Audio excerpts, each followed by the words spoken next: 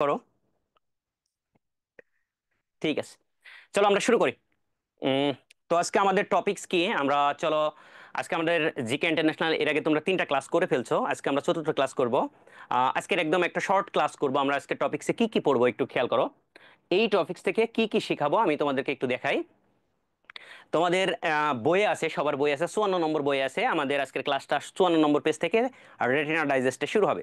তো আজকে আমাদের টপিকস কি কি দেখো ভাইয়া।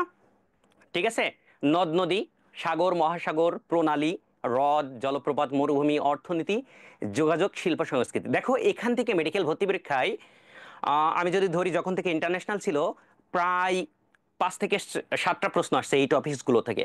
সব থেকে গুরুত্বপূর্ণ টপিকস যদি আমি বলি তোমাদেরকে, যে নদ নদী এখানে সবগুলো টপিকসই গুরুত্বপূর্ণ। ঠিক আছে, তো আজকে আমরা এই যে কঠিন জিনিসগুলো যেইগুলো তোমরা আগে কখনো শেখো নাই, আগে কখনো তোমরা ক্লাস করো না, এই টার্মগুলোর সাথে একদম অপরিচিত, আজকের ক্লাসে আশা করি আমরা 1 ঘন্টা বা 1.5 ঘন্টা যত ক্লাসই হোক বা 2 ঘন্টাই হোক না কেন, আজকের ক্লাস থেকে এই টপিক্সের উপর আশা করি এই টপিকসগুলোর উপর তোমার সবকিছু মুখস্থ হয়ে যাবে ইনশাল্লাহ। ঠিক আছে, তাহলে আজকে আমরা কিছু টেকনিক শিখবো। প্রথমে আমি ব্রডলি বলি আমি কিভাবে পড়াবো।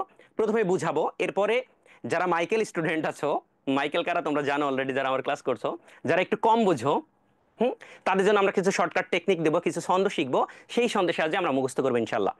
আহ তাহলে চলো আমরা শুরু করি। ঠিক আছে, তো শুরু করার আগে তোমাদের একটু জানতে চাই, নদ নদী, নদ নদী কি, নদ কি নদী কি, এটা নিয়ে বিশাল কনফিউশন তোমাদের, যে ভাইয়া নদ কি নদী কি। তো আসলে এই নদ কি আর নদী কি? ঠিক আছে, তো এটার আসলে তোমরা অনেকে বলো যার শাখা আছে যার প্রশাখা আছে এগুলো নদ নদী, এমন না। ঠিক আছে, নদ নদী হচ্ছে জিনিসটা কি তাহলে। নদ, নদ হচ্ছে ব্যাকরণিক কারণে যেটা পুরুষবাচক শব্দ, যেমন ব্রহ্মপুত্র, এটা কিন্তু পুরুষবাচক শব্দই, যেন ব্রহ্মপুত্র নদ।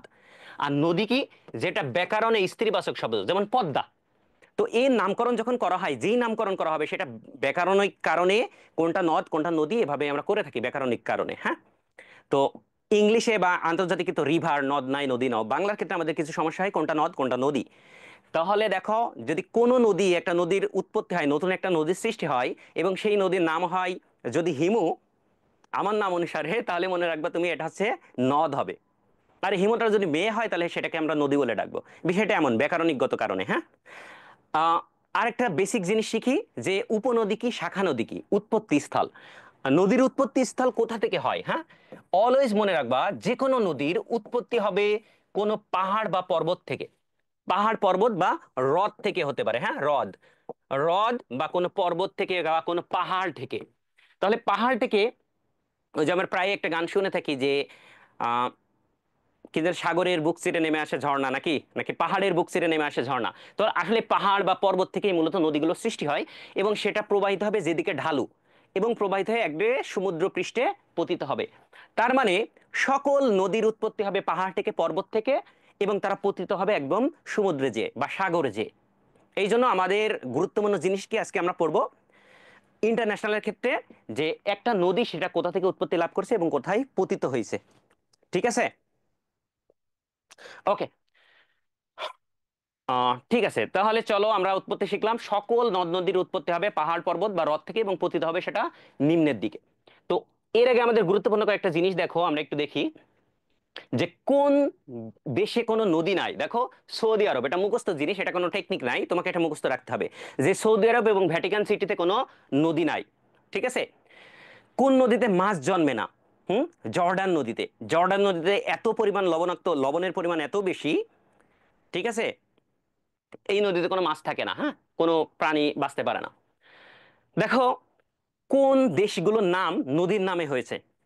আর তোমরা একটু কমেন্টে জানাও তো ভাইয়া, বাংলাদেশের একটা শহর আছে, সেই শহর নদীর নামকরণে করা হয়েছে, বা বাংলাদেশের একটা জেলা আছে যেই জেলার নামকরণ নদীর নামে করা হয়েছে, কোন নদী? তোমরা একটু জানাও তো, কমেন্ট বক্সে জানাও। হ্যাঁ, তাহলে দেখো এরকম 3টা দেশ আছে যেই দেশগুলো নদীর নামে করা হয়েছে। আমরা এটাকে মনে রাখবো, কাজ নাই। কি নাই? আমাদের খেয়ে কোনো কাজ নাই, এই দেশগুলো আমাদের মুখস্থ রাখতে হবে, কাজ নাই। তাহলে ক থেকে মনে রাখবো কঙ্গো, জ থেকে জর্ডান, নাই থেকে নাইজার। তাহলে এই 3টা দেশ নামকরণ করা হয়েছে নদীর নাম অনুসারে। ঠিক আছে, রাইট, ভেরি গুড। এই যে একজন লিখছে ভাইয়া ফেনী নদী। ফেনী নদীর নাম অনুসারে আমাদের জেলা ফেনীর নামকরণ করা হয়েছে। Very good. এখন আসো আমরা, তোমাদের এই ইন্টারন্যাশনাল এই অল্প সময় সকল নদ নদী সব পড়া লাগবে না, কি কি পড়তে হবে এটা এটা আমি আগে থেকে মার্ক করে রাখছি। সো এই মার্কগুলোর ভিতর দেখো কোন জিনিসগুলো দেখো, আমরা যদি বলি নীল নদ, প্রথম নীল নদ একটা নদীর নাম আছে, এর উৎপত্তি কোথা থেকে এবং এটা পতিত হয়েছে কোথায়, তাহলে উৎপত্তি স্থল দেখো হ্রদ অথবা পাহাড় থেকে হবে এবং পতিত হবে কোনো সাগরে। ঠিক আছে। আর এই নীল নদ নিয়ে মুসলিম ধর্মে তো আছেই, বিশেষ করে এটা বিখ্যাত মিশরের ভিতর দিয়ে যে আমাদের নীল নদের অনেক কাহিনী আছে আমরা জানি। হুম। তো নীল নদ আফ্রিকার 11টি দেশের মধ্য দিয়ে প্রবাহিত হয়েছে এবং এটি বিশ্বের বৃহত্তম নদী। তাহলে পরীক্ষায় যদি আসে বিশ্বের বৃহত্তম নদীর নাম কি, তাহলে হবে নীল নদ। ঠিক আছে। তোমাদের বইয়ে 54 নম্বর পেজে আছে এই জিনিসগুলো, হ্যাঁ, রেড অ্যান্ড ডাইজেস্টে 54 নম্বর পেজে। তাহলে চলো আমরা একটু দেখে আসি আসলে যে নীল নদটা কোথায় আসলে কিভাবে উৎপত্তি হলো। দেখো আমরা একটু ম্যাপে দেখি, এই জিনিসটা তোমাদের বইয়ে নাই, এটা আমি এখানে অ্যাড করেছি। এই যে দেখো, এই যে আফ্রিকার একটা দেশ, আফ্রিকার 3টা দেশ রয়েছে। উগান্ডা, তোমরা যে প্রায় উগান্ডা উগান্ডা করো, হ্যাঁ, সেই উগান্ডা, তানজানিয়া এবং কেনিয়া, এখানে বিশাল পর্বত আছে। সেই পর্বতের পাদদেশে একটা হ্রদ আছে, এই হ্রদের নাম আছে ভিক্টোরিয়া হ্রদ। এই ভিক্টোরিয়া হ্রদ থেকে একটা নদী বের হয়েছে, হ্যাঁ, এখান থেকে আরেকটা নদী বের হয়েছে। এই দুইটা নদী একসাথে মিলিত হয়ে 11টি দেশের মধ্যে দিয়ে প্রবাহিত হয়। এই দিকে আছে আমাদের ভূমধ্যসাগর, সেই ভূমধ্যসাগরে যে পতিত হয়েছে। তার মানে দেখো এই নীল নদ, মিশরের দান বলা হয় নীল নদ, মিশরের দান, তাই না? তো এই যে নীল নদটা ভিক্টোরিয়া হ্রদ থেকে 11টি দেশের মধ্যে যে প্রবাহিত হয়েছে ভূমধ্যসাগরে পতিত হয়েছে। ঠিক আছে। তাহলে আমরা দেখলাম যে যে কোনো নদীর উৎপত্তি স্থল হবে পর্বত বা পাহাড় বা হ্রদ থেকে এবং সেটা পতিত হবে সাগরে। তাহলে এখান থেকে সবচেয়ে ইম্পর্টেন্ট যে বিশ্বের বৃহত্তম নদী কোনটি? নীল নদ। ঠিক আছে, এককভাবে বৃহত্তম নদী হচ্ছে নীল নদ এবং এটি কয়টি দেশের মধ্য দিয়ে প্রবাহিত হয়েছে? 11টি দেশের মধ্য দিয়ে প্রবাহিত হয়েছে। এবার আসো আরেকটা, আমাজন। এখানে এগুলো আসলে মুখস্থ জিনিস, ঠিক আছে। তো আমরা জানি দক্ষিণ আমেরিকা মহাদেশে অ্যামাজন জঙ্গল, আমরা জানি অ্যামাজনের জঙ্গল। ব্রাজিল দেশ যেখানে অবস্থিত, যেটাকে অ্যামাজন জঙ্গলকে বলা হয় পৃথিবীর ফুসফুস, এটা আমরা জানি। সেই অ্যামাজন নামে একটা নদীও আছে। তাহলে সেই নদীটা কোন পর্বত থেকে? আমরা জানি দক্ষিণ আমেরিকা মহাদেশে একটু পরে যখন আমরা পর্বত পড়াবো দেখবো সেখানকার সবচেয়ে বিখ্যাত পর্বত, সবচেয়ে বড় পর্বতের নাম আছে আন্দিস পর্বতমালা। সেই পর্বতমালা থেকে উৎপত্তি হয়ে সেটা আটলান্টিক মহাসাগরে পতিত হবে। এটা মনে রাখতে হবে তোমাদের এই দুইটা নদী, যে এটি পৃথিবীর প্রশস্ততম নদী, ভেরি ভেরি ইম্পর্টেন্ট। এটা মুখস্থ জিনিস, এটা বোঝার কিছু নাই। তবে এটি কয়টি দেশের মধ্যে দিয়ে প্রবাহিত হয়েছে? 7টি দেশের মধ্যে দিয়ে প্রবাহিত হয়েছে, এই জিনিসটা তোমাকে মনে রাখতে হবে, হ্যাঁ। আর বাকিগুলো তুমি শুধু তথ্য মনে রাখবা, যেমন মিসিসিপি, মিসৌরি, এটাকে বলা হয় যৌথভাবে সবচেয়ে বৃহত্তম নদী বা দীর্ঘতম নদী। যদি বলাই এককভাবে দীর্ঘতম নদী কোনটি, তাহলে নীল নদ। আর দুইটা নদী একসাথে যৌথভাবে বৃহত্তম নদী হবে বা দীর্ঘতম নদী হবে মিসিসিপি, মিসৌরি। ঠিক আছে। এশিয়ার দীর্ঘতম নদী কোনটা? ইয়াংসি কিয়াং, এটা মুখস্থ রাখতে হবে। তারপরে চীনের দুঃখ বলা হয় হোয়াংহো নদীকে। দানিউবকে বলা হয় আন্তর্জাতিক নদী। হুম। কারণ এই দানিউব নদী এবং ইউরোপের আরেকটা নদী আছে, ইউরোপের একটা দীর্ঘতম নদীর নাম আছে ভলগা নদী। ঠিক আছে, এই যে ভলগা নদী, এই ভলগা নদী তোমার আহ ভলদাই পাহাড় থেকে কাস্পিয়ান সাগর পর্যন্ত চলে আসছে। আমরা যদি ম্যাপে দেখি, আসলে আন্তর্জাতিক ম্যাপ ছাড়া পড়া সম্ভব না, তোমার নদ নদী থেকে এই তথ্যগুলো জানলেই চলবে। এবং ইউরোপের প্রত্যেকটা দেশের ভিতর যে নদী প্রবাহিত হয়ে একদম কাস্পিয়ান সাগর এসে পরিণত হয়েছে এই ভলগা নদী। এই জন্য এই ভলগা নদী এটা গুরুত্বপূর্ণ ব্যবসা বাণিজ্যের ক্ষেত্রে বা যে কোনো একটা দেশ থেকে আরেকটা দেশের ক্ষেত্রে, হ্যাঁ। এতগুলো মনে রাখলে চলবে। আমরা যখন তোমাদের ইউটিউবে আমার একটা ভিডিও আছে দেখবা, বিরোধপূর্ণ বিভিন্ন অঞ্চল, ঠিক আছে, এই অঞ্চল যখন আমরা পড়িয়েছি তখন এই যে টাইগ্রিস এবং ইউফ্রেটিস মানে দজলা এবং ফোরাত নদীর কথা বলছিলাম, এটা হচ্ছে যে কোথায় আছে এতটুকু জানলেই চলবে, ইরাক ইরান সীমান্ত ঘেঁষে। এবং এই দুইটি যে এই নদী দুইটি যেখানে মিলিত হয়েছে তার নাম আছে শাতিল আরব। এবং এই শাতিল আরব নিয়ে সংযুক্ত আরব আমিরাত এবং ইরানের ভিতর যুদ্ধও হয়েছে। এটা নিয়ে দ্বন্দ্বও আছে শাতিল আরব। তো নদ নদী সম্পর্কে এতটুকু জানলেই চলবে, এখান থেকে আসলে বোঝার কিছু নাই বা বোঝানোর কিছু নাই, জাস্ট তথ্যগুলো মুখস্থ করতে হবে, হ্যাঁ। এবার আসো নদী তীরবর্তী স্থান। দেখো 55 নম্বর পেজে আছে বা 54 নম্বর পেজে আছে তোমাদের নদী তীরবর্তী স্থান। এই নদী তীরবর্তী স্থান সবগুলো পড়া লাগবে না, ঠিক আছে। যেগুলো সবচেয়ে গুরুত্বপূর্ণ সেইগুলো পড়লেই চলবে। সেই গুরুত্বপূর্ণগুলো কি কি আছে ভাইয়া, চলো আমরা একটু দেখি। লাহোর, লাহোর, করাচি, দিল্লি, দিল্লি যমুনা নদীর তীরে অবস্থিত। কলকাতা, হুগলি নদীর তীরে। পরীক্ষা আসবে যে কলকাতা কোন নদীর তীরে অবস্থিত, আসতেও পারে। কেউ যদি জিনিয়াস হও, ক্যারোলাস লিনিয়াস হও, তাহলে তুমি সব পড়ো। আর কেউ যদি বলো যে ভাই এত নতুন তথ্য আমার এখন এই মুহূর্তে মনে রাখছে না, তাহলে তারা আমার এই যে দাগানো যে লাইনগুলো সেখান থেকে তোমরা স্ক্রিনশট নিতে পারো, এতটুকু পড়লেই আমার ইনশাল্লাহ হয়ে যাবে, হ্যাঁ। তাহলে নদ নদী, তো কোন নদী তীরবর্তী স্থান এতগুলো ইম্পর্টেন্ট না, নদী তীরবর্তী শহরগুলো যতগুলো দাগিয়ে রয়েছে আমি এগুলো পড়লেই ইম্পর্টেন্ট। ঠিক আছে। আর দু একটা দেশ বলবো আমি। এটা স্ক্রিনশট নাও, এখানে বোঝানোর কিছু নাই আসলে কোন দেশ কোন নদীর তীরে অবস্থিত, এখানে বোঝানোর কিছু নাই। ঠিক আছে। ওকে, আমরা বোঝার টপিকস একটু পরে যাব ভাইয়া। এখান থেকে সবচেয়ে গুরুত্বপূর্ণ যে জিনিসটা তোমাকে জানতে হবে সেটা হচ্ছে প্যারিস বা ফ্রান্স কোন নদীর তীরে অবস্থিত। প্যারিস শহরটি, প্যারিস বিখ্যাত কেন বিখ্যাত? এটা সংস্কৃতির রাজধানী বলা হয়। ঠিক আছে, প্যারিস শহরকে সবাই যে দেখবা প্যারিসে যে কি করে। তাহলে প্যারিস শহরটা জানতে হবে, সিন নদীর তীরে, সিন নদীর তীরে প্যারিস। ভিয়েনা দানিউব নদীর তীরে, ভেরি ভেরি ইম্পর্টেন্ট। কায়রো, এই যে মিশরের কায়রো নীল নদের পাশে অবস্থিত, হ্যাঁ কায়রো শহর, ভেরি ভেরি ইম্পর্টেন্ট। আর ওয়াশিংটন ডিসি, নিউ ইয়র্ক, এগুলো ইম্পর্টেন্ট। হ্যাঁ এগুলো মুখস্থ জিনিস, এগুলো আমি এখানে বেশি সময় ক্ষেপণ করব না। তোমাদের যাদের তাড়া আছে তারা লিভ নিতে পারো, হ্যাঁ। ওকে, এবার চলে যাব আমরা সাগর উপসাগরে। ঠিক আছে।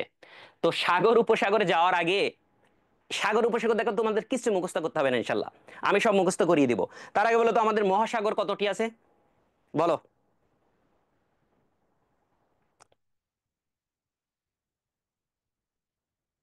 ঠিক আছে, মহাসাগর আর কতটি আছে ভাইয়া? মহাসাগর কতটি জানো না? পাঁচটা।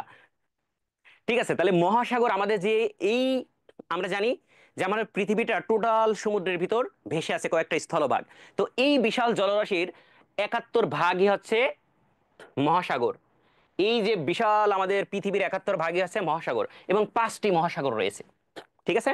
তো এই 5টা মহাসাগর, চলো আমরা একটু ম্যাপ থেকে দেখে আসি, তারপরে আমরা একটু পড়বো 5টা মহাসাগর এখানে কি কি আছে। এখানে তোমাদের বইয়ে সুন্দর করে দেওয়া আছে, দেখো 5টা মহাসাগর কি কি। ঠিক আছে, দেখো।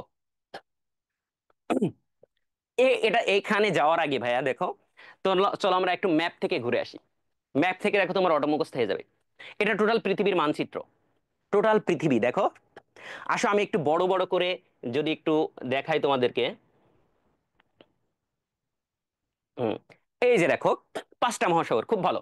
দেখো এটা হচ্ছে প্রশান্ত মহাসাগর, এটা প্রশান্ত মহাসাগর। এই পাশেও আছে প্রশান্ত মহাসাগর, কারণ পৃথিবীটা গোল। তাহলে প্রথমে সবচেয়ে বড় মহাসাগরের নাম হচ্ছে প্রশান্ত মহাসাগর। এবং এই প্রশান্ত মহাসাগরের সব থেকে গভীরতম স্থানের নাম কি বলো তো, বলো। মারিয়ানা ট্রেঞ্চ, তোমরা নাম জানো যে সব থেকে গভীর যেখানে। এখন তোমরা বলতে পারো ভাই এটা কি মেপে দেখছে? মানুষগুলো আসলে মেপে মেপেই দেখছে যে এখানে সব থেকে গভীরতম স্থানের নাম কি, প্রশান্ত মহাসাগরের সবচেয়ে গভীরতম স্থানের নাম কি।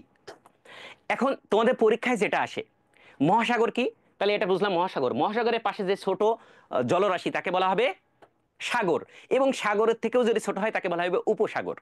ঠিক আছে। তো উপসাগর মহাসাগর কি একটু পরে আমি বুঝাবো। ঠিক আছে, তার আগে মহাসাগরগুলো একটু দেখিয়ে নিই। তো এখান থেকে প্রশ্ন আসে যে প্রশান্ত মহাসাগরে কোন সাগরগুলো অবস্থিত। তারপরে আসতে পারে, দেখো আমরা প্রশান্ত মহাসাগর শিখলাম, এরপর দেখো সবচেয়ে বড় দ্বিতীয় বৃহত্তম মহাসাগর, দেখো তুমি দেখেই বুঝতো এটা হচ্ছে আটলান্টিক মহাসাগর।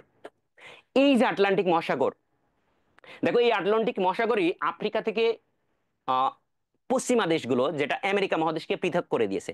আবার এই আটলান্টিক মহাসাগরেই, এই আটলান্টিক মহাসাগরে আছে বারমুডা ট্রায়াঙ্গেল। এই যে দেখো এই এলাকাটা, এই যে আমরা বলি না একটা, যে আটলান্টিক মহাসাগরে একটা রহস্যজনক স্থান আছে বারমুডা ট্রায়াঙ্গেল। সেখানে কি হয়, কোনো জাহাজ ওর উপর দিয়ে যাইতে পারে না, গেলে এখান থেকে নাকি ভূগর্ভে বিলীন হয়ে যায়। কোনো জাহাজ এই দিক দিকে যাইতে পারে না।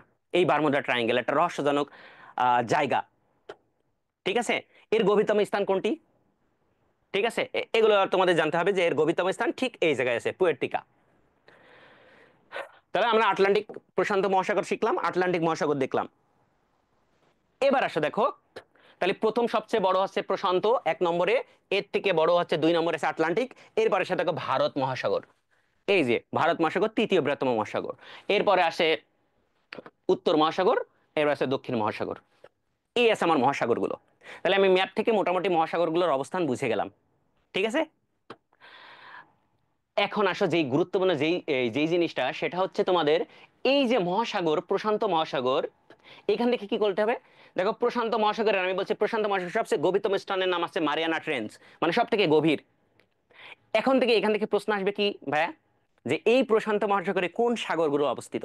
আমি চাইলে ম্যাপ দেখে দেখে পড়াইতে পারতাম, কিন্তু তোমার ম্যাপ দেখে জীবনেও মনে থাকবে না, কারণ তুমি এখনো অনেক ছোট। আর হুট করে আন্তর্জাতিক দিয়ে দিস তোমার মনে থাকবে না।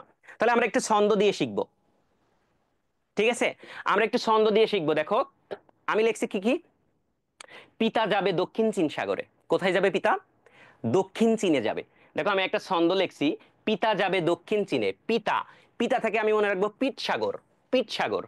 পিতা থেকে আমি মনে রাখবো পিত সাগর। তাহলে এই এই প্রশান্ত মহাসাগরের একটা সাগরের নাম হচ্ছে পিত সাগর বা ইয়োলো সাগর। তারপরে পিতা দক্ষিণ চীনে যাবে, তাহলে দক্ষিণ থেকে, দক্ষিণ চীন থেকে দক্ষিণ চীন সাগর। হ্যাঁ, দক্ষিণ চীন সাগর, পূর্ব চীন সাগর সবই হবে প্রশান্ত মহাসাগরে। আবার দেখো যাবে, যা থেকে মনে রাখবা জাভা সাগর, যা থেকে মনে রাখবা জাভা সাগর, বে থেকে বেরিং সাগর। তাহলে দেখো আমার এছাড়াও অনেক সাগর আছে, জাপান সাগর আছে, ঠিক আছে, আহ চুক্সকি, অনেকগুলো কঠিন কঠিন নামের সাগর আছে। এই সব সাগরগুলো এখানে অবস্থিত। সুতরাং আমার এতগুলো সাগর দরকার না, তোমাদের জন্য যেগুলো ইম্পর্টেন্ট, মেডিকেল ভর্তি পরীক্ষায় যেই প্রশ্নগুলো আসার মতন সেইগুলো আমাদের রেটিনা ডাইজেস্টে রাখা হয়েছে। দেখো রেটিনা ডাইজেস্ট তোমাদের অনেক গুরুত্বপূর্ণ তথ্য ভিতর থেকে বেছে বেছে সব থেকে গুরুত্বপূর্ণ তথ্যগুলো দেওয়া হয়েছে। এই জন্য আমাদের বইটা অনেক ছোট হয়েছে। এখন এর ভিতর থেকে ইনশাল্লাহ আমরা আশা করছি তোমরা কমন পেয়ে যাবে। তাহলে পরীক্ষায় যদি আসে জাভা সাগর বা পিত সাগর কোন মহাসাগরে অবস্থিত, তাহলে তোমরা মনে রাখবা পিতা দক্ষিণ চীনে যাবে। তাহলে পিতা থেকে পিত সাগর, দক্ষিণ চীন সাগর, জাভা সাগর, বেরিং সাগর। এবার আসো আটলান্টিক মহাসাগর। হ্যাঁ, তো আটলান্টিক মহাসাগরে আমরা মনে রাখবো যে আটলান্টিক মহাসাগরে দ্বিতীয় বৃহত্তম মহাসাগর, এটা আমরা ম্যাপে দেখছি। এবং এর গভীরতম স্থানের নাম আছে পোয়ের্তেরিকা। আমরা একটু আগে দেখলাম এর গভীরতম স্থানের নাম ছিল, সব থেকে গভীরতম স্থান পোয়ের্তেরিকা। এবং এর যে রহস্যজনক স্থান তার নাম আছে বারমুডা ট্রায়াঙ্গেল। এবং তোমরা জানো এই আটলান্টিক মহাসাগরেই যে টাইটানিক জাহাজ ছিল 1912 সালের দিকে, এই টাইটানিক জাহাজ ডুবে যায়। এবং টাইটানিক নিয়ে একটা মুভিও বানানো হয়েছে। বলো তো এই মুভির পরিচালককে? গতদিনে একটা ক্লাসেও আমি বলছিলাম, এই মুভির পরিচালককে বলো।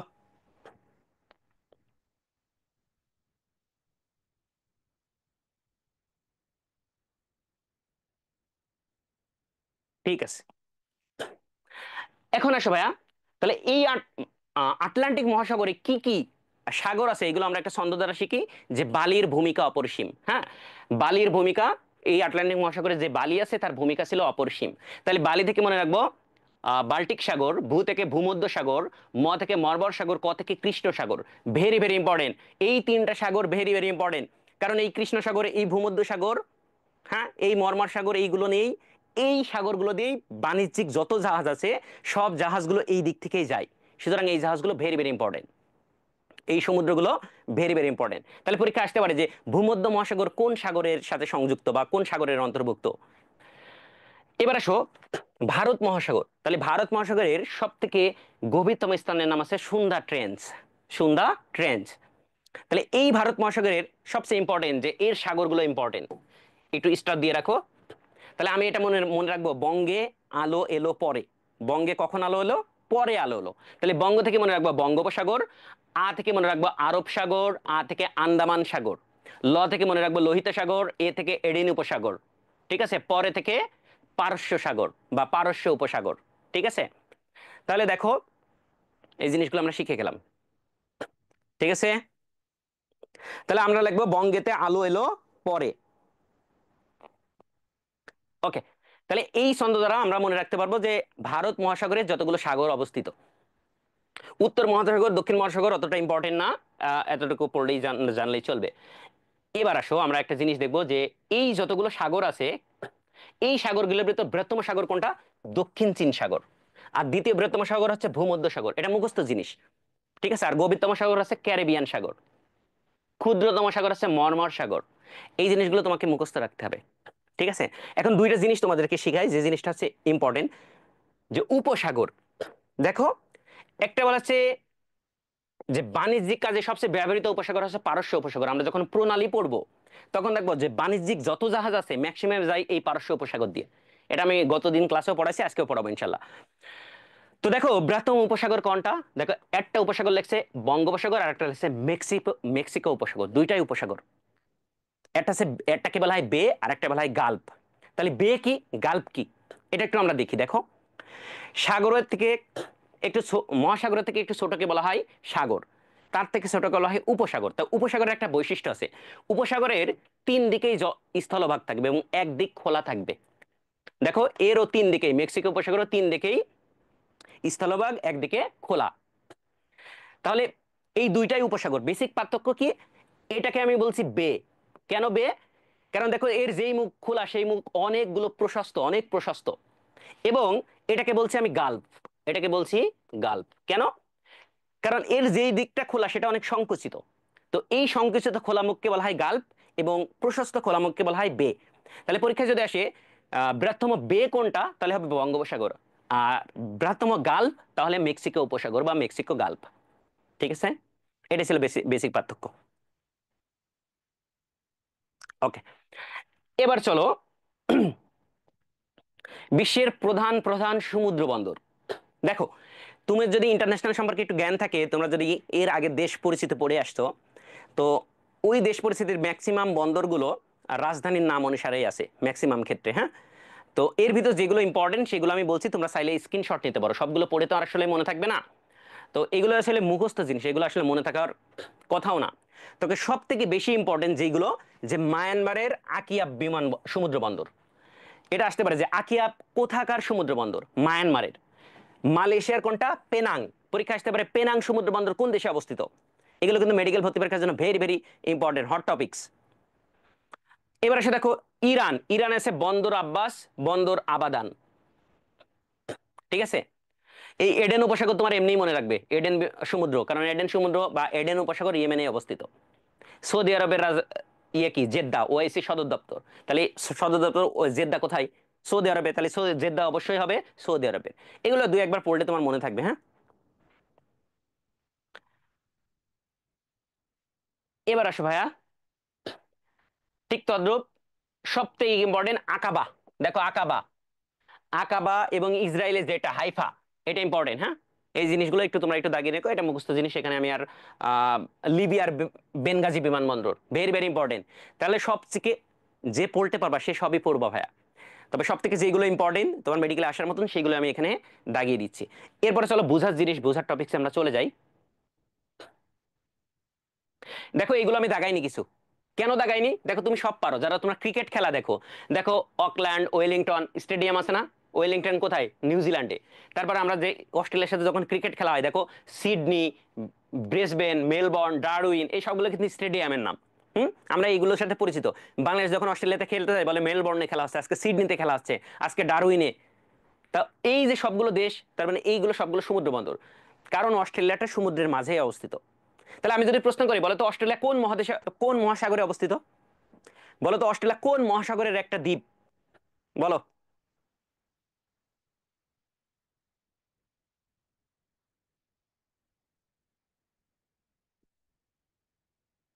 ওকে, এবার আসো দেখো এখানেও সেম সেম। দেখো পর্তুগালের রাজধানী কোনটা? লিসবন। এই জন্য আমি এই এই জিনিসগুলো রাখানি। সব থেকে ইম্পর্টেন্ট দেখো এর ভিতরে আরো ইম্পর্টেন্ট নেদারল্যান্ডের রটারডাম বা আমস্টারডাম। তো এই জিনিসগুলো আমি আর না যাই, এখান থেকে একটা জিনিস ইম্পর্টেন্ট দেখো, বলা হয়েছে ল অফ সি কনভেনশন। এটা অনুসারে এটা একটা দেশের, একটা দেশ, এবং এখান থেকে যদি সমুদ্র শুরু হয়, এখান থেকে যদি সমুদ্র শুরু হয়, তার 200 নটিক্যাল মাইল পর্যন্ত, 200 নটিক্যাল মাইল পর্যন্ত সে তার এক্সক্লুসিভ ইকোনমিক জোন। তার মানে এই 200 নটিক্যাল মাইল পর্যন্ত সে কি করতে পারবে? মৎস্য আহরণ করতে পারবে, সে যা খুশি তাই করতে পারে। এই এই এলাকার যত সম্পদ আছে সব তার। ঠিক আছে, এবং মহীসোপানগুলো শুরু হয়, মহীসোপান কি? এই যে যে এখান থেকে এভাবে ঢালু শুরু হয়, এভাবে ঢালু শুরু হয়, এরপর 350 মাইল যে এভাবে খাড়া ঢালু শুরু হয়ে যায়, এটা হচ্ছে যে মহীসোপান বলা হয়। তো উপকূলীয় রাষ্ট্রের ম্যাক্সিমাম মহীসোপান হয়ে থাকে 350। এটা ফিক্স না, কোনো কোনো দেশের ক্ষেত্রে ভিন্ন ভিন্ন হতে পারে। ঠিক আছে, এবার আসো গুরুত্বপূর্ণ একটা জিনিস পড়াবো যেটা তোমাদের পরীক্ষায় আসবে। ঠিক আছে, এই জিনিসটার দিকে একটু খেয়াল করো ভাইয়া, যে কোন দেশে সমুদ্র বন্দর নাই? তাহলে যে দেশে সমুদ্র নাই সেই দেশের তো সমুদ্র বন্দর থাকবে না। তাহলে একটা জিনিস চিন্তা করো তো, যে কোন দেশে সমুদ্র নাই? যেই দেশগুলো স্থলবেষ্টিত, যেই দেশের চারপাশে যে যতগুলো ভূখণ্ড আছে সব হবে স্থল। যেমন আফগানিস্তান, তাই না? আফগানিস্তানের চারপাশে আমি যদি ম্যাপ দেখি, আমরা যদি ম্যাপে চলে যাই দেখবো যে কোনো কি নাই, কোনো সমুদ্র নাই। ঠিক আছে, এই যে দেখো এখানে আফগানিস্তান, এই যে পাকিস্তান, এরপরে আফগানিস্তান, দেখো এই যে এলাকাটা, হ্যাঁ, এই এলাকায় আমার কোনো সমুদ্র নাই, ল্যান্ড দ্বারা ভূবেষ্টিত।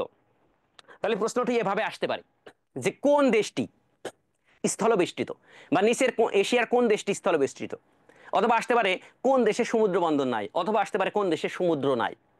তাহলে যেই দেশে সমুদ্র নাই সেই দেশের কোনো সমুদ্র বন্দর থাকবে না এবং সেই দেশটা স্থলবেষ্টিত হবে। তাহলে এই প্রশ্নগুলো তোমাদের পরীক্ষায় আসার জন্য ভেরি ভেরি ইম্পর্টেন্ট। দেখো আমি একটা ছন্দ লিখেছি যে এশিয়ার এমন দেশ আছে 11টা। কয়টা?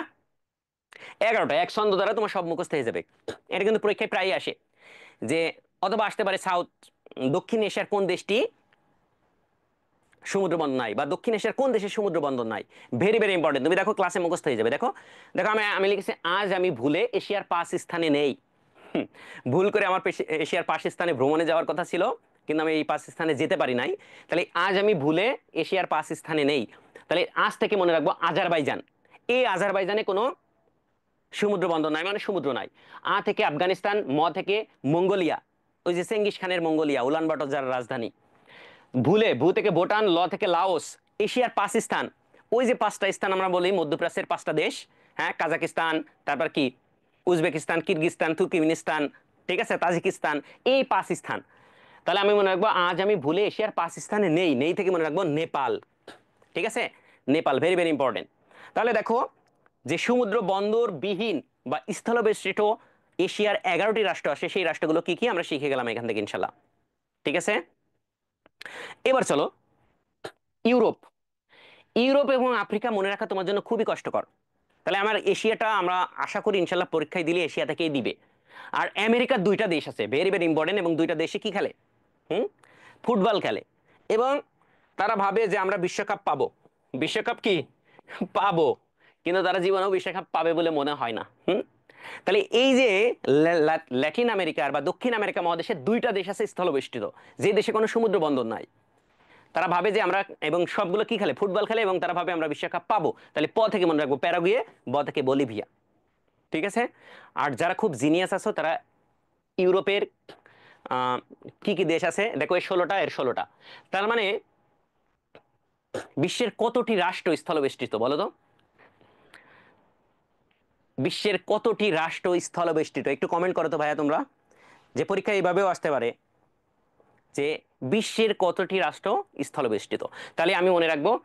আচ্ছা তোমাদের আরেকটা প্রশ্ন করি, না থাক, এত প্রশ্ন করে লাভ নাই।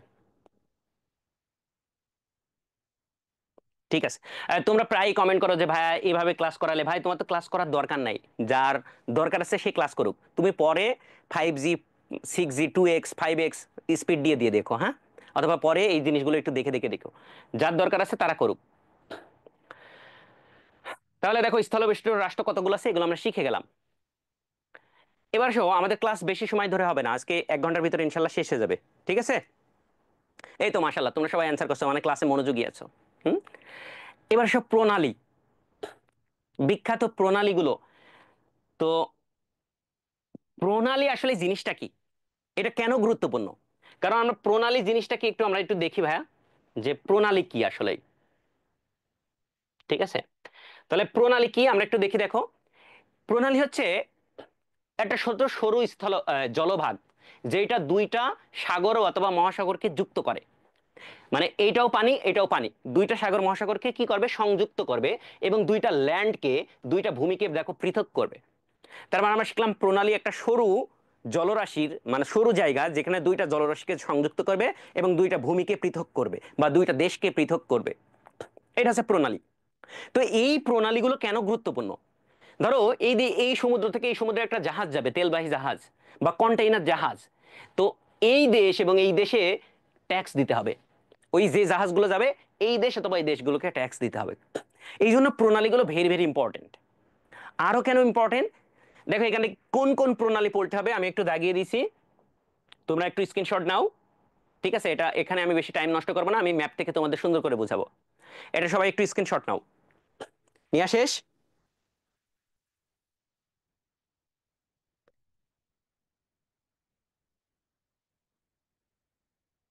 ওকে, ভেরি গুড। তাহলে এই প্রণালীগুলো সবথেকে গুরুত্বপূর্ণ। কেন গুরুত্বপূর্ণ? কারণ এই প্রণালী সবচেয়ে আলোচিত হয়, সমালোচিত হয়, এই প্রণালী নেই যত যুদ্ধ বিগ্রহ সবকিছু বাধে। তাহলে চলো আমরা একটু ম্যাপ থেকে দেখে আসি এই প্রণালীগুলো কেন গুরুত্বপূর্ণ। দেখো এটা যদি ওয়ার্ল্ড ম্যাপ হয়, এই ওয়ার্ল্ড ম্যাপের দেখো, আমি গত ক্লাসেও বলছি, এই ক্লাসেও আবার আরেকটু বলি যে এই যে তেল সমৃদ্ধ এলাকা আছে এশিয়ার এই মধ্য মিডিল ইস্টটা, এই মিডিল ইস্টটা হচ্ছে তেল সমৃদ্ধ এলাকা, এই তেল সমৃদ্ধ এলাকা, এটা না, সরি এটা না, এই রিজিয়নটা, এই রিজিয়নটা হচ্ছে তেল সমৃদ্ধ এলাকা। এই তেলগুলো কোথায় যায়? এই আমেরিকা মহাদেশে যায় এবং ইউরোপের এই দেশগুলোতে আসে, কারণ এরা তেল সমৃদ্ধ না। তাহলে এখান থেকে আমাদের যত বাণিজ্য হয়, বিশ্বের যত বাণিজ্য হয় তার ম্যাক্সিমামই 80%ই হয় এই জলপথ দিয়ে। তাহলে দেখো, এখান থেকে আমেরিকায় যদি তেল যাইতে হয়, এখান থেকে ঘুরে এই দিক দিয়ে এইদিকে যাইতে হবে, অনেক পথের ব্যাপার স্যাপার। কিন্তু এখান থেকে যদি এই উপসাগর দিয়ে, লোহিত সাগরে এই পথ দিয়ে যাইতে পারে, তাহলে তার জন্য খরচটা কম হবে। আবার এশিয়ার ক্ষেত্রেও সেম, ইউরোপের ক্ষেত্রেও সেম, এই দিক দিয়ে যাইতে হলে অনেক টাইম লাগবে। ও যদি এই পথটা, এই রুটটা ব্যবহার করে, তাহলে তার জন্য সব থেকে ভালো হয়। তাহলে দেখো, তেলবাহী জাহাজের বা বিশ্বের যতগুলো জাহাজ যায় তার ম্যাক্সিমাম গুলো এই রুটটা ব্যবহার করে। ঠিক আছে, কোন রুটটা ব্যবহার করে? দেখো, এই রুটটা ব্যবহার করে। আরে, ঠিক আছে, এই যে এই রুট ব্যবহার করে, এই রুট। তার মানে, আর চীনের সাথে, চীন যেহেতু একটা বৃহত্তম অর্থনৈতিক দেশ, চীন এই রুট দিয়ে বাণিজ্য করে। তার মানে এই রুটটা বিশ্বের সব থেকে বেশি, এই রুটে জাহাজ চলাচল করে, এবং আমেরিকার সাথে ইউরোপের ম্যাক্সিমাম চলাচল করে এই রুটটাই, এই দিক দিয়ে। এখানে একটা খাল আছে ছোট, এখানে ছোট একটা পানামা খাল বলি আমরা, ওটাকে প্রণালীও ধরতে পারো। তাহলে আমেরিকা এই দিক থেকে ঘুরে না আসে, এই দিক থেকে সহজে একটা খাল করে নিয়েছে, এই দিক দিয়ে যায়। তার মানে এই পথগুলোতে যতগুলো প্রণালী আছে, সেইগুলো প্রণালী আমাদের জন্য ভেরি ভেরি ইম্পর্টেন্ট। ঠিক আছে, ওকে। তাহলে দেখো, আমরা কোন প্রণালীগুলো পড়বো সবচেয়ে গুরুত্বপূর্ণ দেখো এই প্রণালীটা। ঠিক আছে, তার মানে মিডিল ইস্ট থেকে যদি আমার তেল আসতে হয়, এখানে একটা প্রণালী গুরুত্বপূর্ণ, এই প্রণালীটা এই প্রণালীটা এবং এখানের একটা খাল আছে, কারণ এই রুট দিয়ে সব থেকে বেশি যাতায়াত করে। তার মানে আমার এই চারটা প্রণালী একদম হুবহু মুখস্থ করতে হবে, পরীক্ষা আসলে এই চারটা প্রণালী থেকেই আসবে। সেই চারটা প্রণালী কি, চলো আমরা শিখে যাই। এর পাশাপাশি এখানকার এই প্রণালীটা, তার মানে 1 2 3 4 5, এই 5টা প্রণালী তোমার মেডিকেল ভর্তি পরীক্ষার জন্য, তুমি যদি বলো বিসিএস পরীক্ষা বা ভার্সিটি পরীক্ষা, সব পরীক্ষার জন্য এই 5টা প্রণালী ইম্পর্টেন্ট। এবং এই 5টা প্রণালী নিয়ে যত সংঘর্ষ। ঠিক আছে, চলো, তাহলে আমরা এই প্রণালীগুলো একটু দেখে আসি। এই প্রণালীগুলো দেখো, ম্যাপ থেকে যদি তুমি পড়তে পারো তাহলে খুবই ভালো। আর এই 5টা প্রণালী আজকে তোমাদের ক্লাসে আমি মুখস্থ করিয়ে দিব, হ্যাঁ, আর ছন্দ দ্বারা এটা তোমাদের অটো মুখস্থ হয়ে যাবে ইনশাল্লাহ। তাহলে চলো আমরা একটু দেখে আসি। চলো আমরা প্রথম যেই প্রণালীটা শিখবো, সেই প্রণালীটার নাম হচ্ছে, দেখো এটা, দেখো এই প্রণালীটা। ঠিক আছে, এই যে আমরা বলছিলাম, দেখো ভাইয়া, এই যে মিডিল ইস্ট, এখানে দেখো কুয়েত, এখানে আছে বাহরাইন, কাতার, সৌদি আরব, সংযুক্ত আরব আমিরাত, এগুলো সব তেল সমৃদ্ধ। আমরা আমরা একসময় শুনছি যে এই দেশগুলো অনেক গরিব ছিল। হ্যাঁ, দুবাই মানে আবুধাবি, সংযুক্ত আরব আমিরাত, এই দেশগুলো অনেক গরিব ছিল, একসময় তেল বেচতে বেচতে এরা অনেক বড়লোক হয়ে গেছে। তার মানে এদের ম্যাক্সিমাম তেলগুলো এই পারস্য উপসাগর এবং এই ওমান সাগর হয়ে এইদিকে ভারত মহাসাগরে, এডেন উপসাগর হয়ে এই রুটে ঢুকবে। তার মানে এই জায়গায় দেখো, এই যে পারস্য উপসাগর এবং ওমান উপসাগর, এই পারস্য উপসাগর এবং ওমান উপসাগরকে যুক্ত করেছে একটা সরু জলরাশি, এটাকে বলা হয় প্রণালী, হরমুজ প্রণালী। কি প্রণালী? হরমুজ প্রণালী, ভেরি ভেরি ইম্পর্টেন্ট, হরমুজ প্রণালী। তাহলে হরমুজ প্রণালী সংযুক্ত করেছে কাকে? পারস্য উপসাগর এবং ওমান উপসাগর, এবং পৃথক করেছে কাকে? এই পাশে আছে ইরান, এই পাশে আছে সংযুক্ত আরব আমিরাত, এই দুইটা দেশকে। ঠিক আছে, ভেরি ভেরি ইম্পর্টেন্ট, হরমুজ প্রণালী একদম হট টপিক তোমার জন্য। এই প্রণালী প্রণালী নিয়েই তোমাদের যত বিভেদ, তাহলে এটা এভাবে তোমার মনে রাখবে না। দেখো আমি মনে রাখছি কিভাবে, একটা ছন্দ দিছি, তোমরা বলো না বন্ধু বা সখী বা সই, যে সই হরমুজ প্রণালী ওপারে। কোন পারে? ওপারে। সই হরমুজ প্রণালী কোথায়? ওপারে। তাহলে সই থেকে আমি মনে রাখবো যে এই হরমুজ থেকে হরমুজ প্রণালী, ও থেকে মনে রাখবো ওমান উপসাগর, পারে থেকে পারস্য উপসাগর। ঠিক আছে, তাহলে সই হরমুজ প্রণালী ওপারে, ও থেকে ওমান উপসাগর এবং পারে থেকে পারস্য উপসাগরকে সংযুক্ত করেছে। পৃথক করেছে কাকে? থেকে সংযুক্ত আরব আমিরাত মানে আবুধাবি, যার রাজধানী আমরা ধরে রাখি, এবং রস্বই থেকে ইরান। তাহলে দেখো দুইটা দেশকে পৃথক করেছে সই, সংযুক্ত আরব আমিরাত এবং ইরান। এটা তাহলে আমরা শিখে গেলাম একটা ছন্দ দ্বারা। এবার আসো, এই যে তেলবাহী জাহাজ এখান থেকে ঢুকবে এডেন উপসাগর দিয়ে, লোহিত সাগর হয়ে, সুয়েজ খাল হয়ে ভূমধ্য সাগরে যাবে। আর ভূমধ্য সাগরে যাইতে পারলে ইউরোপের ম্যাক্সিমাম দেশে পৌঁছে যাবে। তো দেখো এখানে একটা প্রণালী আছে, এই যে প্রণালী, এই প্রণালীর নাম হচ্ছে বাবেল মানদেব প্রণালী। কি প্রণালী? বাবেল মানদেব প্রণালী। তাহলে এই প্রণালী দেখো সংযুক্ত করেছে লোহিত সাগর এবং এডেন উপসাগরকে। পৃথক করেছে কাকে?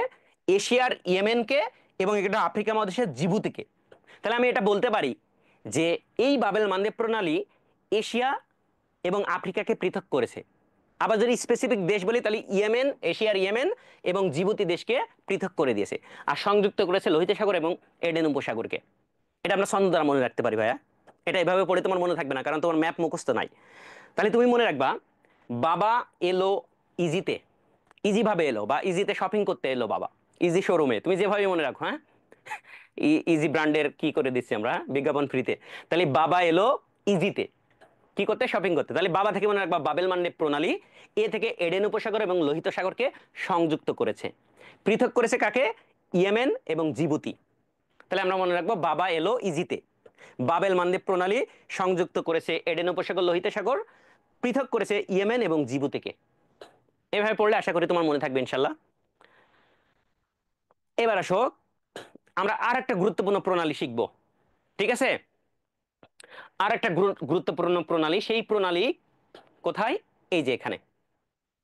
ও তার আগে আমি আরেকটা জিনিস শিখাই। এখানে যে আমার যে লোহিত সাগর, দেখো আমরা একটু আগে উপরে চলে যাই। ঠিক আছে, একটু উপরে যাই। এখানে আরেকটা জিনিস শিখাইতে হবে। এখানে একটা গুরুত্বপূর্ণ খাল আছে, এই যে দেখো সুয়েজ খাল। এই পর্যন্ত আমার লোহিত সাগর শেষ হয়ে গেছে, কিন্তু এই ভূমধ্য সাগরে যাওয়ার জন্য এখানে কিন্তু ল্যান্ড ছিল, মিশরের টোটালটাই ল্যান্ড ছিল। তো মিশর কি করলো?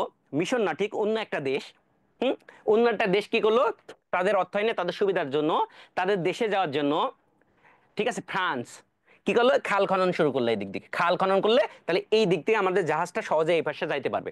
এই যখন খালটা খনন করলো, এখানে একটা ল্যান্ডটা দেখো বিচ্ছিন্ন হয়ে গেল। এই ল্যান্ডটাকে বলা হয় সিনাই উপদ্বীপ। এটা মিশরের অধীনে, কিন্তু আমরা জানি আরব ইসরায়েল যখন যুদ্ধ শুরু হয়, ইসরায়েল এই সিনাই উপদ্বীপ দখল করে নেয়। ঠিক আছে? তাহলে এই যে কৃত্রিম ভাবে একটা খাল খনন করা হলো, এই খালকে বলা হয় সুয়েজ খাল। তাহলে সুয়েজ খালও সেম, সুয়েজ খাল কি করছে? লোহিত সাগর এবং ভূমধ্য সাগরকে সংযুক্ত করেছে, পৃথক করছে এশিয়া থেকে আফ্রিকাকে। ঠিক আছে? তাহলে তুমি সুয়েজ খালকেও একটা প্রণালী বলতে পারো, কৃত্রিম প্রণালী। হ্যাঁ, এরপর আসো, আমাদের যে এই যে সুয়েজ খাল হয়ে এবার আমার ভূমধ্য সাগরে চলে আসলো। ঠিক আছে, ভূমধ্য সাগরে আমার চলে আসলো, এখানে ভূমধ্য সাগর। এই তোমরা কি ঘুমাই গেছো? তোমরা কি নিজেরা নিজেরা সেট করো?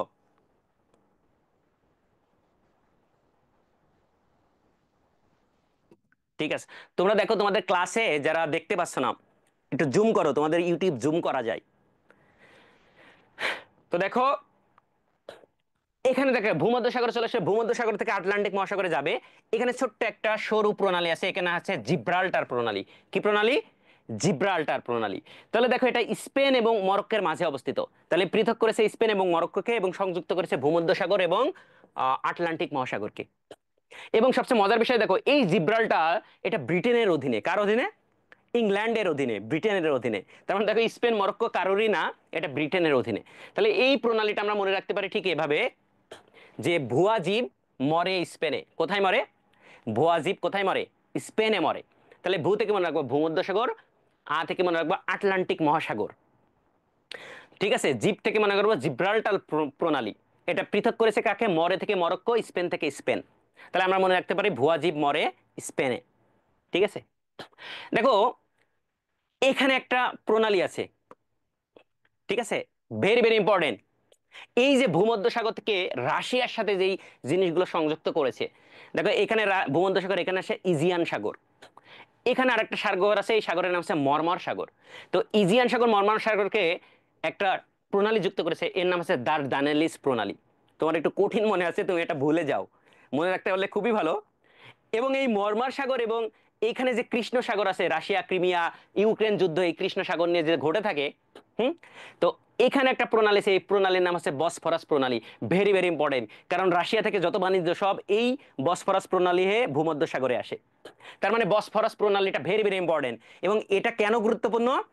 কারণ এইটা নিয়েই যত ঝামেলা রাশিয়ার সাথে তুরস্কের ন্যাটোর সাথে এই জিনিসগুলো ঘটছে। ঠিক আছে? তাহলে বসফরাস প্রণালীটা ভেরি ভেরি ইম্পর্টেন্ট তোমাদের জন্য। তাহলে এখানে এটা আমরা মনে রাখতে পারি, এই বসফরাস প্রণালী কিন্তু ইস্তাম্বুল এবং তুরস্ক কে পৃথক করেছে। ইস্তাম্বুল ও তুরস্কের একটা শহর। এবং এই ইস্তাম্বুল থেকে তোমাদের মেডিকেল ভর্তি পরীক্ষায় একটা প্রশ্ন আসতে পারে যে কোন শহরটি এশিয়া এবং ইউরোপের মাঝখানে পড়েছে। এশিয়া এবং ইউরোপের মাঝখানে পড়েছে ইস্তাম্বুল শহর। ঠিক আছে? বুঝতে পারো? তাহলে এটা আমরা ছন্দ দ্বারা মনে রাখতে পারি কিভাবে। এশিয়া ইউরোপে বস কম, কি কম? বস কম, মানে বস যারা এরা কম। তাহলে এশিয়া ইউরোপে কি কম? বস কম। তাহলে বস থেকে মনে রাখবো বসফরাস প্রণালী, ক থেকে মনে রাখবো কৃষ্ণ সাগর, ম থেকে মর্মর সাগর। তাহলে এই বসফরাস প্রণালী সংযুক্ত করেছে কাকে? কৃষ্ণ সাগরকে এবং মর্মর সাগরকে। পৃথক করেছে কাকে? এশিয়া এবং ইউরোপকে। এভাবে আমরা মনে রাখতে পারি ইনশাল্লাহ। ঠিক আছে? এবার আসো ভাইয়া, দেখো এখানে আর একটা কয়েকটা প্রণালী আমরা পড়বো। দেখো এখানে একটা গুরুত্বপূর্ণ প্রণালী আছে। আমরা যে বলছিলাম যে চীন, চীন একটা প্রভাবশালী দেশ হয়ে উঠছে। এই যে চীন, এই চীনের এই এলাকা থেকে আমরা বলছিলাম এই যে এটা পূর্ব চীন সাগর, এই সরি দক্ষিণ চীন সাগর, এটা হচ্ছে বৃহত্তম সাগর। এই দক্ষিণ চীন সাগরে সে ম্যাক্সিমাম অংশ দখল করে রাখছে। তো এর যত বাণিজ্য সব এই রুটে হয়, এই রুট দিয়ে হয়, এই রুট দিয়ে এইদিকে যায়। তাহলে তোমাদের এত কিছু মনে রাখার দরকার নেই। তোমাদের এখানে একটা প্রণালী আছে, পক প্রণালী। সেই প্রণালী না আছে পক প্রণালী, এই যে এখানে। সেই পক প্রণালী বঙ্গোপসাগর এবং এখানে মান্নার উপসাগরকে সংযুক্ত করেছে। কোন সাগরকে সংযুক্ত করেছে এটা ইম্পর্টেন্ট না, এটা পরীক্ষায় প্রায়ই আসে যে কোন দুটি দেশকে পৃথক করেছে। এখানে আছে দেখো শ্রীলঙ্কা, এখানে আছে ভারত। তাহলে আমি লিখছি শোভা পাক।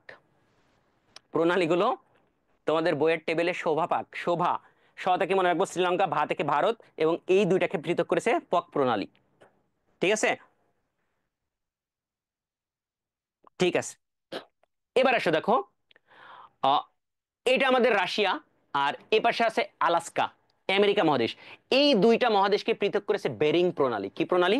বেরিং প্রণালী। আর এটা সংযুক্ত করেছে কোন সাগর? দুইটা সাগরকে, বেরিং সাগর এবং চুকসি সাগর। ঠিক আছে? এটা একটু কঠিন। তাহলে আমি এটা মনে রাখতে পারি এশিয়া এবং আমেরিকাকে বেরিং এ, বেরিং প্রণালীতে সুবাই। হুম, চু থেকে একটা সাগর আছে আর বা থেকে বেরিং সাগর। আর পৃথক করেছে কাকে? এশিয়া এবং আমেরিকাকে। ভেরি ভেরি ইম্পর্টেন্ট, তোমাদের পরীক্ষা আসতে পারে এশিয়া এবং আমেরিকাকে পৃথক করেছে কোন প্রণালী? তাহলে হবে বেরিং প্রণালী। ঠিক আছে? ওকে, এবার আসো ভাইয়া, সবচেয়ে গুরুত্বপূর্ণ দেখো আরেকটা প্রণালী আছে, সেটা হচ্ছে পানামা। পানামা খাল বলি আমরা। ঠিক আছে? তোমরা একটু ওয়েট করো। ওকে, পানামা খাল। তো পানামা, দেখো এখানে একটা দেশ ছিল পানামা, পানামা নামক একটা দেশ। সেই দেশের মধ্য দিয়ে একটা খাল খনন করা হয়েছে। হ্যাঁ, এটা এটা পাহাড়ের উপর দিয়ে করা হয়েছে। তোমরা চিন্তা করতে পারো যে এই পাশে আছে প্রশান্ত মহাসাগর, এই পাশে আছে আটলান্টিক মহাসাগর। এই দুইটা মহাসাগরকে যুক্ত করার জন্য এখান থেকে কৃত্রিমভাবে একটা খাল খনন করা হয়েছে, তাকে বলা হয়েছে পানামা খাল।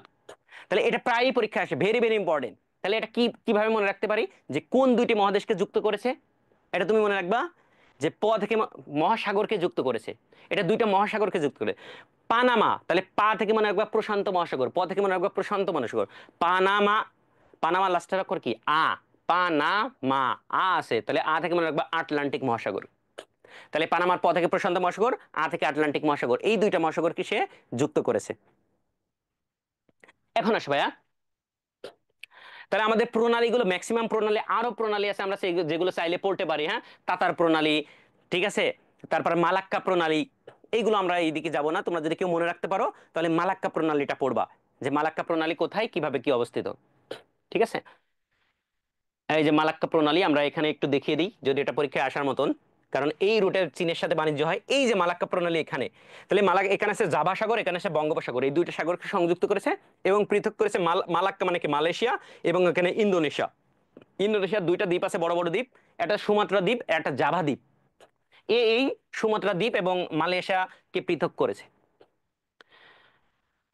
তাহলে আমি আশা করি তোমাদের প্রণালীগুলো, যতগুলো প্রণালী, যেইগুলো সবচেয়ে ইম্পর্টেন্ট মেডিকেল ভর্তি পরীক্ষা আসার মতন, সেগুলো আমি ছন্দ দিয়ে শিখিয়ে দিলাম ইনশাল্লাহ। আজকের পর থেকে আর ভুলবা না।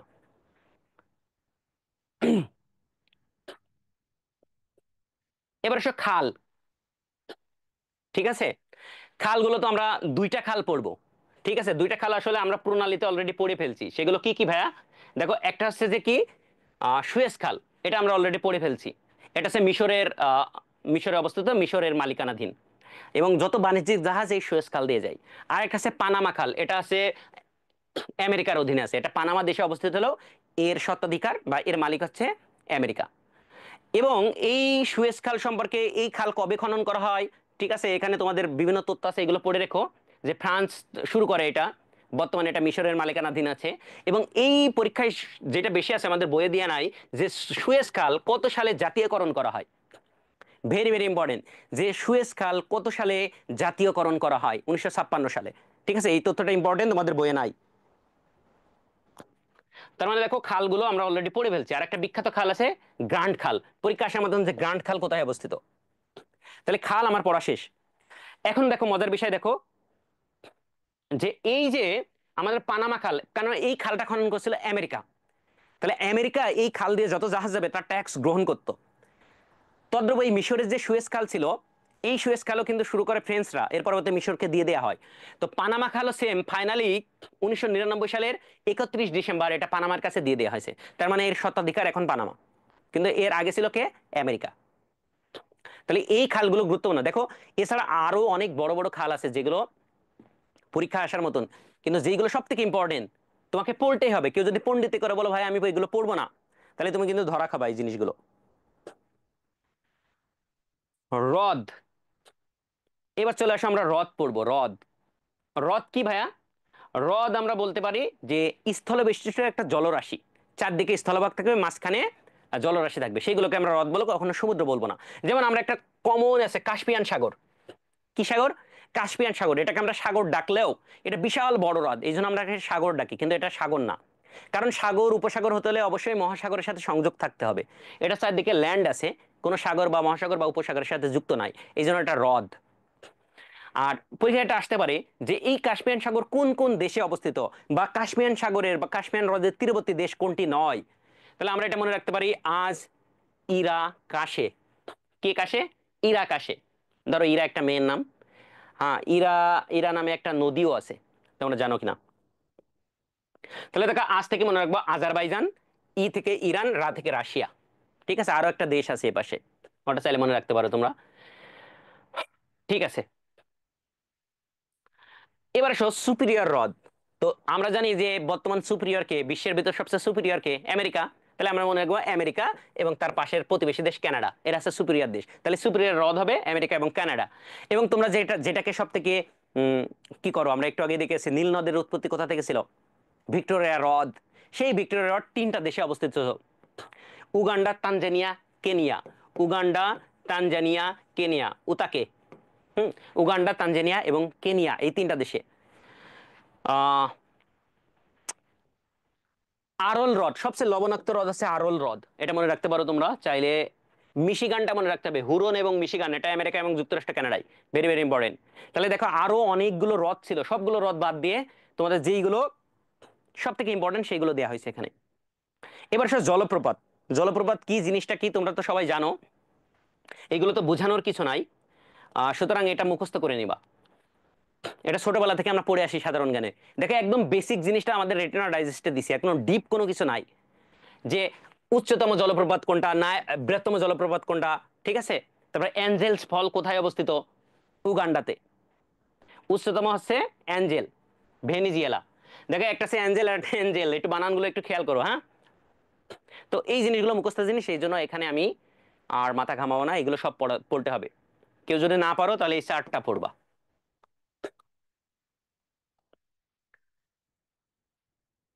বীরত্বপূর্ণ দ্বীপ, এটা এটা নিয়ে তোমাদের একটা ক্লাস আমি অলরেডি করিয়ে ফেলছি, ইউটিউবে আছে বীরত্বপূর্ণ দ্বীপ বা অঞ্চল। সুতরাং এখানে আমি বেশি ডিসকাস করবো না। আর তোমরা তো অনেক পণ্ডিত, ক্লাসে অনেক কমেন্ট করছো ভাইয়া তাড়াতাড়ি শেষ করেন, তাড়াতাড়ি শেষ করেন। এই জন্য এগুলো আমরা আর ক্লাসে পড়াবো না। ক্লাসে যেগুলো দাগাই দিচ্ছি এখানে চাইলে একটু স্ক্রিনশট নিয়ে রাখবা, ক্লাস করতে করতে এখান থেকে বইটা দাগাই রাখলে চলবে, এগুলো ইম্পর্টেন্ট।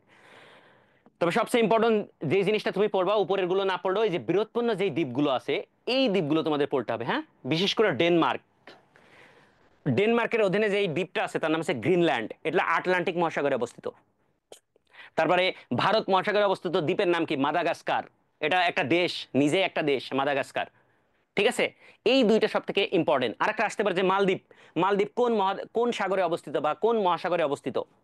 ঠিক আছে, ভারত বা আরব মহাসাগর, ভেরি ভেরি ইম্পর্টেন্ট। তাহলে দ্বীপ থেকে যদি আর একটা আছে দেখো, গোয়ান্তানা গোয়ান্তানামো বে, কিউবা, ক্যারিবিয়ান সাগরে অবস্থিত। এখানে একটা বিখ্যাত কারাগার ছিল। ঠিক আছে, এটা তোমরা জানো কিনা? তাহলে এই যে এই টপিকস গুলো ইম্পর্টেন্ট, এগুলো মুখস্থ জিনিস, এই জন্য এখানে আমি বেশি কিছু বললাম না। ঠিক আছে।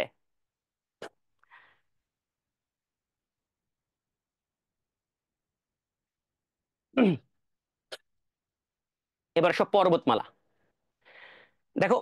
পর্বতমালা দেখো তোমাদের জন্য ভেরি ভেরি ইম্পর্টেন্ট।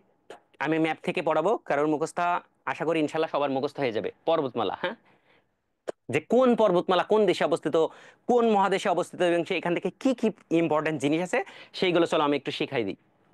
তোমরা আগে চাইলে স্ক্রিনশট দিতে পারো এটা। এই যে দেখো এই জিনিসগুলো, এখন আমি পর্বতমালা পড়াবো। এটা দেখো ম্যাপে স্পষ্ট করে বলা আছে ভাইয়া পর্বতমালার কথা।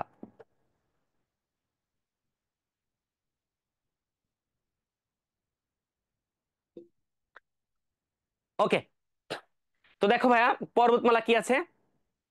দেখো আমরা সাতটা যে আটটা মহাদেশ আছে, সবগুলো মহাদেশের পর্বতমালা পড়বো। ঠিক আছে, তো আসো আমরা প্রথমে এশিয়া দিয়ে শুরু করি। এটা হচ্ছে আমার এশিয়া মহাদেশ। একটু খেয়াল করো ভাইয়া, এই ম্যাপ থেকে তোমার অটো মুখস্থ হয়ে যাবে। এটা আমার এশিয়া মহাদেশ। এই এশিয়া মহাদেশের কি পর্বতমালা আছে, এই জিনিসগুলো আমরা একটু জানি। এশিয়া মহাদেশের এখান থেকে আছে হিমালয়, পর্বতমালার নাম হচ্ছে হিমালয়। আর এই হিমালয়ের সর্বোচ্চ শৃঙ্গের নাম হচ্ছে মাউন্ট এভারেস্ট। এবং হিমালয় কোন কোনটা দেশের মধ্যে অবস্থিত? একটা হচ্ছে চীন, একটা একটা হচ্ছে নেপাল। ঠিক আছে, চীন এবং নেপাল, এবং ভারতের একটা, ভারতে নাই অবশ্য। ঠিক আছে, ভুটান। নেপাল, ভুটান এবং চীন, এই তিনটা দেশেই মেনলি হিমালয় পর্বতমালা অবস্থিত। তাহলে তোমাদের পরীক্ষায় জানতে হবে যে এশিয়া মহাদেশের দীর্ঘতম বা সবচেয়ে বড় পর্বতমালা কোনটি? হিমালয়। এবং এর সর্বোচ্চ শৃঙ্গের নাম কি? Mount Everest. এটা তোমরা সবাই জানো। এবার আসো আমি একবারে আহ, আফ্রিকাতে চলে আসি। দেখো এই যে আফ্রিকার এখানে তোমাদের ম্যাপে, এখানে দেখো যেখানে আমাদের যে উগান্ডা আছে, হ্যাঁ উগান্ডার কথা মনে রাখবা। Uganda, Tanzania, Kenya. তো এই উগান্ডা এবং কেনিয়া, এই যে বিখ্যাত পর্বতমালা, এই পর্বতের নাম আছে কিলিমানজারো। এবং এর সর্বোচ্চ পর্বত শৃঙ্গের নামও হচ্ছে কিলিমানজারো। তার মানে এর পর্বতের নাম অনুসারেই এর নাম। তার মানে এশিয়া চলে গেল, ইউরোপ চলে গেল, আফ্রিকা চলে গেল। এবার আসি আমরা ইউরোপে। তো ইউরোপে দুইটা বড় বড় পর্বত আছে এবং বিখ্যাত পর্বত। এখানে আমরা যে পড়ছিলাম, এই যে সিরিয়া, তুরস্ক, এখানে এই বরাবর একটা আমি একটু বড় করে আঁকছি, এত বড় না। এখানে আছে ককেশাস পর্বত। কি পর্বত? ককেশাস পর্বত। যেটা এশিয়া থেকে এশিয়া থেকে ইউরোপকে পৃথক করেছে এই পর্বত। এবং এখানে এই যে এই বরাবর একটা পর্বতমালা আছে, যাকে বলা হয় আলপস পর্বত। কি পর্বত? আলপস পর্বত। তাহলে দেখো এই ইউরোপ মহাদেশের সর্বোচ্চ পর্বত শৃঙ্গ কিন্তু এর এই দীর্ঘতম আলপস পর্বতে নাই, আছে এই ককেশাস পর্বতে, যার নাম মাউন্ট এলবুর্জ। ঠিক আছে, এর দীর্ঘতম পর্বতের নাম আছে, ওইটার নামও মাউন্ট দিয়ে শুরু হয়েছে, আমরা একটু পরে দেখবো। এবার আসো আমেরিকা মহাদেশ। দেখো এখানে বড় একটা পর্বত আছে, এই পর্বতের নাম হচ্ছে রকি পর্বত। কি পর্বত? রকি রকি পর্বত। এবং এর সর্বোচ্চ পর্বত শৃঙ্গের নাম হচ্ছে ম্যাককিনলি। এটা আমরা মনে রাখবো বা মুখস্থ করবো। তাহলে আমরা এখানে একটা পর্বতমালা দেখলাম, এখানে ইউরোপে দেখলাম দুইটা, একটা আলপস পর্বত, একটা রকি পর্বত। এখানে দেখলাম কিলিমানজারো আফ্রিকাতে।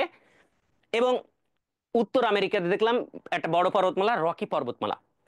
এবং দেখো বিশ্বের সবচেয়ে দীর্ঘতম পর্বত এখান থেকে শুরু হয়ে একদম এই সিলি পর্যন্ত, সবচেয়ে লম্বা বা সরু পর্বতমালা, সবচেয়ে দীর্ঘতম পর্বতমালা, এই পর্বতমালার নাম আছে আন্দিস পর্বতমালা। হুম, তোমাদের বিখ্যাত আর্জেন্টিনা এবং ব্রাজিল এখানে অবস্থিত। ঠিক আছে, ওকে।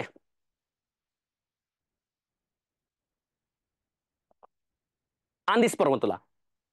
এবং এই পর্বতমালার তাহলে একটা সবচেয়ে বড় পর্বত, মানে সর্বোচ্চ পর্বত শৃঙ্গের নাম আছে, তার নাম আছে অ্যাঙ্কারাগুয়া।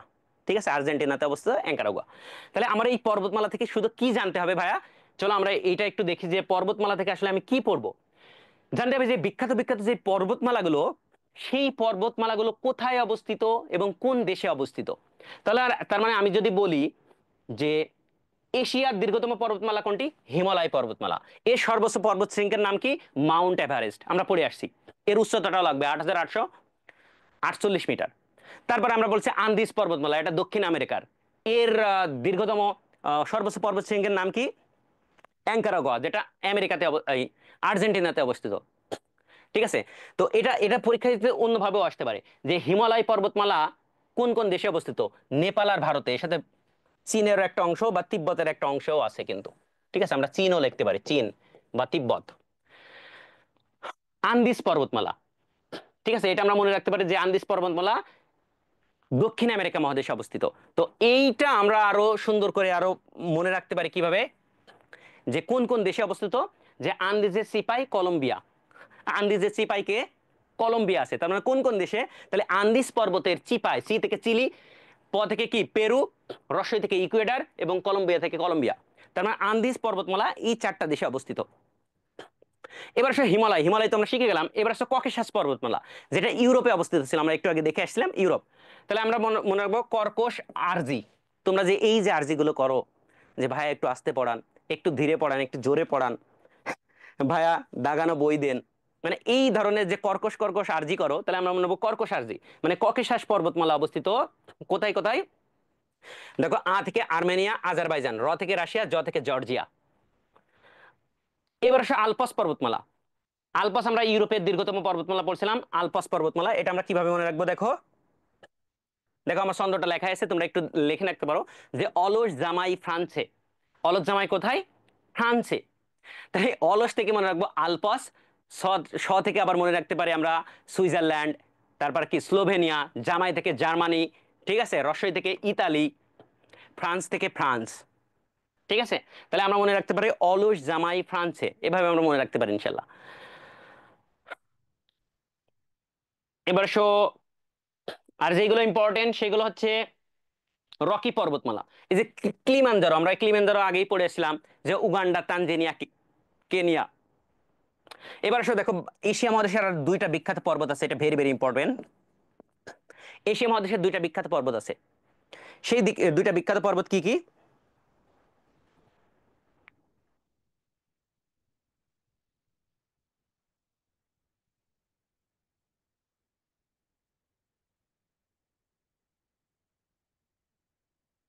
ওকে, চলো আমরা দেখি। হিন্দু কুশ। দেখো, আমি এখানে লিখছি আপা হিন্দু। আপা কি? হিন্দু। তাহলে এই দুইটা কিন্তু আবার মুসলিম দেশ। আ থেকে আফগানিস্তান, প থেকে মনে রাখবো পাকিস্তান। তাহলে আমি মনে রাখবো আপা হিন্দু। তাহলে হিন্দু কুশ পর্বতমালা কোথায় অবস্থিত? এবং এর যে সর্বোচ্চ পর্বত শৃঙ্গ, তার নাম আছে, এখানে কোনো পর্বত শৃঙ্গ আছে নাম আমাদের জানা লাগবে না। তাহলে আপা হিন্দু, আফগানিস্তান, পাকিস্তান। এবার হচ্ছে কারাকোরাম পর্বতমালা।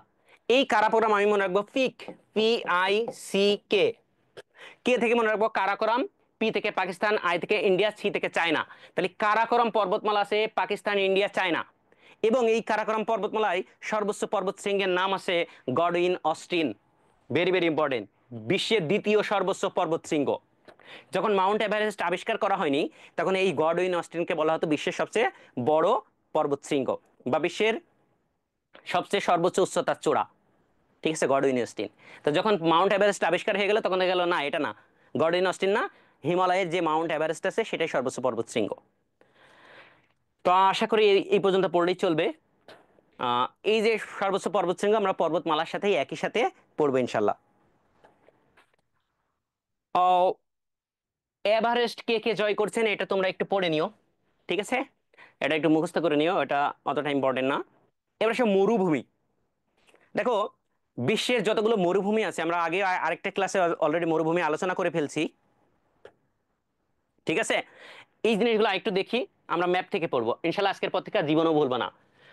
মরুভূমি, তো আমরা আগের ক্লাসেও বলছিলাম যে মরুভূমি আমরা কাকে বলবো? যে যেখানে 10 সেন্টিমিটারের কম বৃষ্টিপাত হয়। আর রেইন গেজ মিটার দ্বারা আমরা বৃষ্টিপাতের পরিমাণ নির্ণয় করি। কোনো একটা খোলা আকাশের নিচে আমরা একটা পাত্র রেখে আসি, হ্যাঁ, একটা যেই মিটার দ্বারা আমরা মাপি, সেই পাত্রের যতটুক পর্যন্ত পানি ওঠে সেটাকে বলে আমরা বৃষ্টিপাতের পরিমাণ মেপি, সেন্টিমিটারে মাপি বা মিলিমিটারে মাপি। তো এইভাবে আমরা বৃষ্টিপাতটা পরিমাপ করে থাকি। 365 দিয়ে টোটাল সারাদিনটা যোগ করে ভাগ করি। তো দেখা যাচ্ছে কোন এলাকায় যদি ওই পাত্রে 10 সেন্টিমিটার সারা বছর ধরে বৃষ্টিপাত পানি না জমে, তাহলে সেটাকে আমরা মরুভূমি বলি। হুম। তাহলে যেই এলাকায় 10 সেন্টিমিটার কম বৃষ্টিপাত হয় তাকে বলা হবে মরুভূমি। তোমরা একটু বলো তো ভাইয়া, বিশ্বের সব থেকে বৃহত্তম মরুভূমির নাম কি? বলো, বিশ্বের বৃহত্তম মরুভূমির নাম কি? গতদিন ক্লাসে শিখাইছিলাম, তোমরা যদি কেউ ক্লাস করে থাকো আশা করি জানার কথা, যে বিশ্বের বৃহত্তম মরুভূমির নাম কি। তোমরা ম্যাক্সিমাম সাহারা মরুভূমির নাম উল্লেখ করো, কিন্তু বিশ্বের সবথেকে বড় মরুভূমির নাম হবে অ্যান্টার্কটিকা। ঠিক আছে? কারণ এই অ্যান্টার্কটিকা মহাদেশে কি বৃষ্টিপাত হয়? হয় না। তার মানে মরুভূমি আছে দুই ধরনের, একটা হচ্ছে শুষ্ক মরুভূমি, আর একটা হচ্ছে আর্দ্র মরুভূমি। তো তোমরা বলতে মরুভূমি বলতে শুষ্ক মরুভূমিকে বোঝাও, আসলে কিন্তু হবে আর্দ্র মরুভূমি। সবচেয়ে বড় মরুভূমি অ্যান্টার্কটিকা, আর দ্বিতীয় বৃহত্তম হবে সাহারা। আর পরীক্ষা যদি এভাবে আসে যে বিশ্বের বৃহত্তম মরুভূমি কোনটি, তখন হবে সাহারা। বিশ্বের বৃহত্তম শুষ্ক মরুভূমি কোনটি, তখন হবে সাহারা। এখন আসো তাহলে আমরা এক একটা মহাদেশের এক একটা মরুভূমি পড়বো। দেখো এখানে একটা মরুভূমি আছে, ঠিক আছে? কোথায়? মঙ্গোলিয়া এবং চীনের মাঝখানে। একে বলে গোবি মরুভূমি। Very very important. এটা এটা 7 স্টার দিয়ে রাখো তোমাদের মেডিকেল ভর্তি পরীক্ষায়। মরুভূমি থেকে যদি কোনো প্রশ্ন আসে তাহলে আসতে পারে গোবি মরুভূমি কোথায় অবস্থিত। তাহলে আমরা কি মনে রাখবো? গোবি মরুভূমি কোথায় অবস্থিত? চীন এবং মঙ্গোলিয়ার মাঝখানে। এবং চীনে আরেকটা মরুভূমি আছে, টাকলা মাকান মরুভূমি। টাকলা মাকান মরুভূমি। নামগুলো অনেক কঠিন, কিন্তু তুমি একবার করে মাথার ভিতর গেঁথে রাখো, পরীক্ষার হলে যাতে অপশন দেখে তুমি বুঝতে পারো যে টাকলা মাকান মরুভূমি কোথায় অবস্থিত। ঠিক আছে? ওকে, দেন আমরা চলে যাই এশিয়ার মরুভূমি। আরেকটা আছে এই অঞ্চলে, দেখো আমরা সৌদি আরবে জানি রাব আল খালি, হ্যাঁ, বা এরা আরব মরুভূমি আমরা যেটা বলে থাকি, তাহলে এই এলাকায় মরুভূমি আছে। তাহলে আমি একটা গোবি মরুভূমি, মাকান মরুভূমি আমরা পড়লাম। এবার আসো আফ্রিকায় আমরা যেই মরুভূমি সব থেকে পরিচিত সাহারা মরুভূমি, এটা এই যে দেখো উত্তর আফ্রিকাতে অবস্থিত সাহারা মরুভূমি। মিশর, লিবিয়া, আলজেরিয়া ঘেঁষে, মৌরিতানিয়া ঘেঁষে এই মরুভূমিটা অবস্থিত। এখানে আরেকটা মরুভূমি আছে দেখো, কালাহারি মরুভূমি। তাহলে আমরা পড়বো সাহারা মরুভূমি উত্তর আফ্রিকাতে অবস্থিত। আর দক্ষিণ আফ্রিকাতে অবস্থিত বা সাউথ আফ্রিকার দিকে অবস্থিত কালাহারি মরুভূমি। তাহলে পরীক্ষায় যদি আসে কালাহারি মরুভূমি কোথায় অবস্থিত, তাহলে বতসোয়ানা, নামিবিয়া, মানে সাউথ আফ্রিকায়। তাহলে আমার মরুভূমি পড়া শেষ। তাহলে আমার এশিয়া আফ্রিকা পড়া শেষ। এবার আসো এই কানাডা, এখানেও ছোট ছোট কিছু মরুভূমি থাকতে পারে, হ্যাঁ, এগুলো আমাদের অতটা ইম্পর্টেন্ট না। এবার আসো এখান থেকে একটা মরুভূমি আছে এই দিকে, চিলি। বিশ্বের সব থেকে সরু দেশ কোনটা? চিলি। এই চিলিতে যে মরুভূমিটা আছে সেই মরুভূমির নাম হচ্ছে আতাকামা মরুভূমি। এটা তোমাদের বইয়ে নাই। তোমরা একটু লিখে রাখো, এটা যদি আসে পরীক্ষায়। আতাকামা মরুভূমি, এটা চিলিতে অবস্থিত, চিলিতে। ভেরি ভেরি ইম্পর্টেন্ট, যে পরীক্ষায় যদি আসে বিশ্বের সব থেকে শুষ্কতম মরুভূমি কোনটা, মানে সব থেকে শুষ্কতম, সব থেকে কম বৃষ্টিপাত হয়, সবচেয়ে শুষ্কতম মরুভূমির নাম আছে আতাকামা মরুভূমি, যেটা চিলিতে অবস্থিত। তাহলে দেখো আমরা মরুভূমির কথা বললাম, এই কথা বললেই মোটামুটি মরুভূমিগুলো হয়ে যাবে। আরেকটা মরুভূমি আছে ভারত পাকিস্তানে, হ্যাঁ, এটা মনে রাখবো থর মরুভূমি। থর, থর এই বরাবর অবস্থিত। তাহলে মরুভূমি আমার মোটামুটি আশা করি ইনশাল্লাহ পড়া শেষ। এবার আসো ভাইয়া,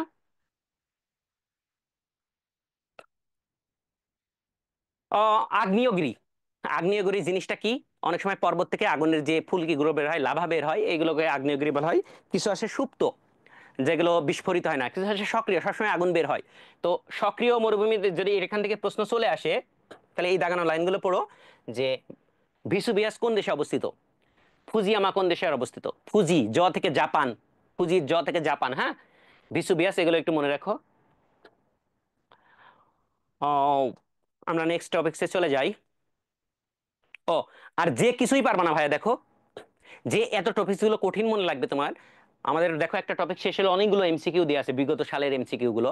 এই এমসিকিউ গুলো পড়লেই তোমাদের মনে থাকবে। দেখো কতবার বিসিএস পরীক্ষায় আসছে বা বিভিন্ন ভার্সিটি পরীক্ষায় আসে, লোহিত সাগর এবং এডেন উপসাগরকে সংযোগ করেছে কে?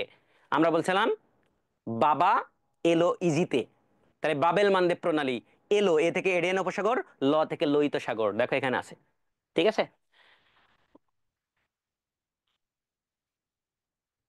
এই যে দেখো আমি তোমাদের যেটা বলছিলাম, অর্থনীতি। চলো আমরা অর্থনীতি, বিশ্ব অর্থনীতি একটু দেখে আসি। এখানে কি বেশি কিছু বোঝার নাই অর্থনীতি থেকে, যে মুদ্রা সম্পর্কিত এখানে কয়েকটা তথ্য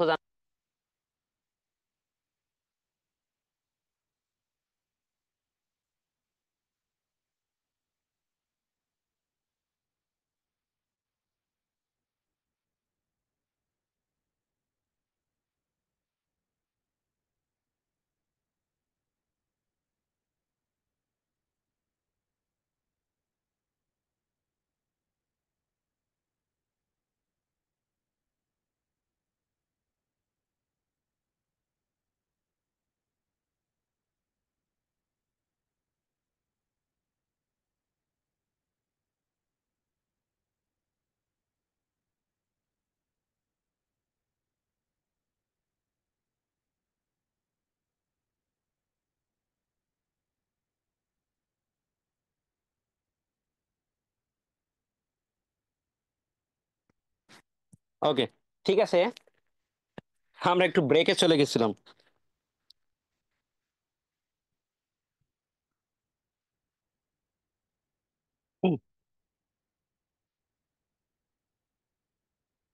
ওকে, ঠিক আছে।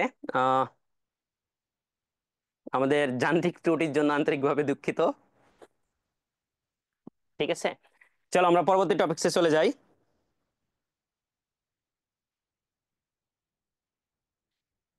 ওকে, ঠিক আছে। তো আমরা যেখানে ছিলাম দেখো ভাইয়া, যে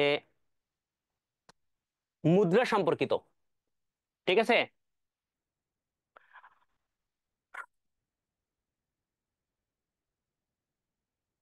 ওকে, তো মুদ্রা সম্পর্কে আমরা অলরেডি মুদ্রার একটা তোমাদের ক্লাস দিয়েছি, যে কোন দেশের মুদ্রা কি। ইউটিউবে আমাদের প্লে লিস্টে আছে, আন্তর্জাতিক জিকে, এটা সবার জন্য উন্মুক্ত আছে, তোমরা চাইলে দেখতে পারো। ওখানে আমারই ক্লাস আছে, যে আমরা কিছু ছন্দের সাহায্যে শিখাচ্ছি কোন দেশের মুদ্রা কি হবে। তবে সব থেকে ইম্পর্টেন্ট, যে ধাতব মুদ্রা কোনটি। ঠিক আছে, যে ধাতব মুদ্রা কোন দেশে প্রথম চালু হয়, একটা হচ্ছে তুরস্কে। আর বাহরাইনের ইসলামিক শোষক, এই জিনিসগুলো একটু মুখস্থ করবা, হ্যাঁ। তো আমাদের যেই জিনিসটা জানতে হবে, ইউরো, ভেরি ভেরি ইম্পর্টেন্ট। তো আমরা জানি ইইউ একটা একটা হচ্ছে যে আঞ্চলিক জোট, যেটা আমরা বলে থাকি ইউরোপীয় ইউনিয়ন যেটা বলি, মানে ইউরোপ মহাদেশে যতগুলো দেশ আছে এদের একটা জোট আছে, আঞ্চলিক জোট, যাকে বলা হয় ইইউ বা ইউরোপীয় ইউনিয়ন। তো এই দেশে যতগুলো রাষ্ট্র ছিল, ওরা চিন্তা ভাবনা করলো আমরা একক মুদ্রা চালু করব, যেই মুদ্রার নাম হবে ইউরো। তো এই মুদ্রাটা চালু হয় বা প্রস্তাব করা হয় 1999 সালের 1 জানুয়ারি। কোন চুক্তির মাধ্যমে? ম্যাস্ট্রিক্ট চুক্তির মাধ্যমে। Very very important. ঠিক আছে। আর বর্তমানে 26টি দেশে এই ইউরো মুদ্রা চালু আছে। মানে সবাই এই একটা মুদ্রাই চালু করে। যেমন আমাদের মুদ্রার নাম কি? টাকা। আমাদের টাকা কিন্তু ইন্ডিয়াতে চলে না, ঠিক আছে, অন্য দেশে চলে না। কিন্তু ইউরোপের এই 26টি দেশে ওরা একটা চুক্তি করলো, তার নাম আছে ম্যাস্ট্রিক্ট চুক্তি। সেটা 1999 সালের 1 জানুয়ারি করলো।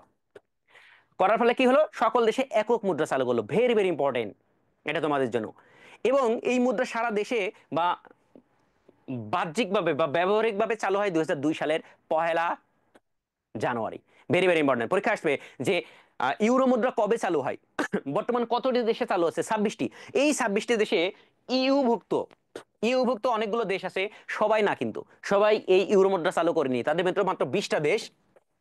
এবং ইউরোপীয় ইউনিয়নের বাইরের আরো 6টা দেশ, এই 26টা দেশ মিলে তোমার এই ইউরো মুদ্রা চালু করছে। এবং এই ইউরো মুদ্রা কারা কারা ব্যবহার করে, আমাদের একটা ইউটিউবে একটা ভিডিও আছে, সেখান থেকে একটু দেখে নিও, হ্যাঁ। আমাদের এই বইয়ে কিন্তু কোন দেশের মুদ্রার নাম কি এটা দেয়া নাই। তো আমরা তো আমাদের একটা ক্লাসে অলরেডি দিয়ে দিয়েছি সন্ধ্যের সাহায্যে, সেখান থেকে ইনশাল্লাহ দেখে নিও। এখন আসো ভাইয়া, বিশ্ব যোগাযোগ ব্যবস্থা। বিশ্ব যোগাযোগ ব্যবস্থায় আগে যখন ইন্টারন্যাশনাল যুক্ত ছিল, তখন বিভিন্ন দেশের বিমান সংস্থা এবং বিমানবন্দর, এখান থেকে প্রায় মেডিকেল ভর্তি পরীক্ষায় প্রশ্ন আসতো। ঠিক আছে। তো ম্যাক্সিমাম দেশের বিমানবন্দরের সাথে শহরগুলোর নামের মিল আছে। হুম, এইগুলো দেখে তুমি মনে রাখতে পারবা। আহ, তবে সব থেকে যেটা হট টপিকস, যে সৌদি আরবে আমাদের কেন লাগে, কেন সৌদি আরবে আমরা হজ করতে যাই, প্লাস বিভিন্ন কাজে সৌদি আরবে জেদ্দা হয়ে যায়, জেদ্দা বিমানবন্দর। তারপর আছে কিং ফাহাদ আন্তর্জাতিক বিমানবন্দর। ঠিক আছে। ইন্দোনেশিয়ার বিমান সংস্থার নাম আছে গারুদা। ভেরি ভেরি ইম্পর্টেন্ট, এটা মেডিকেল ভর্তি পরীক্ষায় 2বার আসছে। ঠিক আছে, অথবা 1বার আসছে। এবং প্রত্যেকটা পরীক্ষার জন্য এই গারুদা বিমানবন্দর ইম্পর্টেন্ট। তারপর দেখো আমস্টারডাম, নটরডাম, এগুলো সবগুলো কিন্তু কোথায়? নেদারল্যান্ডে। তার মানে তুমি বুঝতেই পারছো, এগুলো হচ্ছে ইম্পর্টেন্ট তোমাদের জন্য। তাহলে এই জিনিস আসলে মুখস্থ জিনিস, এগুলো বুঝিয়ে আসলে পড়ানো সম্ভব না। তো সব থেকে যেটা ইম্পর্টেন্ট সেগুলো আমরা দিছি, এটাও যদি না পারো আমাদের যে এমসিকিউ আছে সেখান থেকে একটু দেখে নিও। গিরিপথ, দেখো গিরিপথ সম্পর্কে একটু ধারণা দিই। গিরিপথ হচ্ছে কি, এখানে পাহাড় এখানে পাহাড়, এই দুই পাহাড়ের মাঝখানে সরু যে পথটা, সরু যে পথ সেটাকে বলা হয় খাইবার গিরিপথ। এই যে আমাদের অস্ট্রিক জাতিগোষ্ঠী যে আসে, যে আদিবাসীরা আমাদের ওই যে আর্যরা আসে খাইবার গিরিপথ দিয়ে, তো এই খাইবার গিরিপথ তোমাদের জন্য ইম্পর্টেন্ট। ঠিক আছে, সবচেয়ে ইম্পর্টেন্ট হচ্ছে খাইবার গিরিপথ, আর বাকিগুলো তুমি চাইলে পড়তে পারো, না হলে নাই।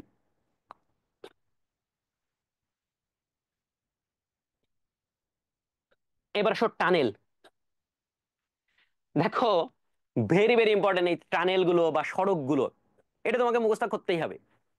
ঠিক আছে, দেখো সিল্ক রোড সব থেকে ইম্পর্টেন্ট তোমাদের জন্য, সিল্ক রোড বা কারাকরম রোড। কারাকরম আমরা আমাদের কোথায় ছিল ভাইয়া? কারাকরম আমরা ওই যে পড়ছিলাম পিক, কারাকরম পর্বতমালা, PICK, China India Pakistan.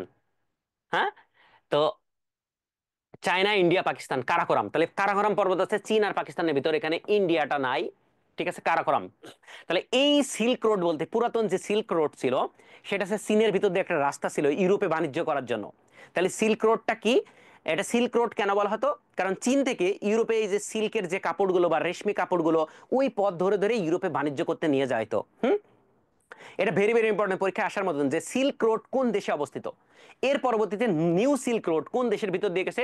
Turkmenistan এবং ইরানের সাথে রেল সংযোগকে বলা হয় নিউ সিল্ক রোড। ঠিক আছে, আর আর important Euro tunnel. Euro tunnel জিনিসটা কি, এটা জানতে হলে আমাকে একটু তোমাদের আর একটু ইন্টারন্যাশনাল ম্যাপে চলে যাইতে হবে। দেখো ভাইয়া, যে এখানে দুইটা দেশ আছে, দেখো এই যে দেশ, এই যে দেখো এখানে দুইটা দেশ আছে। দেখো আমি দেখাচ্ছি, এখানে দুইটা দেশ আছে। এই দুইটা দেশের নাম আছে, এটা দেখো ইংল্যান্ড, এটা কি ল্যান্ড? ইংল্যান্ড। এই দেশের নাম আছে ফ্রান্স। এই দুই দেশের মাঝখানে একটা প্রণালী আছে, একে বলা হয় ইংলিশ চ্যানেল। এই প্রণালীকে ইংলিশ চ্যানেল বলা হয়। হ্যাঁ, তো ইংলিশ চ্যানেল কেন? কারণ ইংল্যান্ড ইংলিশ চ্যানেল। হ্যাঁ, এই প্রণালীর একটা নাম নিয়েছে বিখ্যাত চ্যানেল, ইংলিশ চ্যানেল।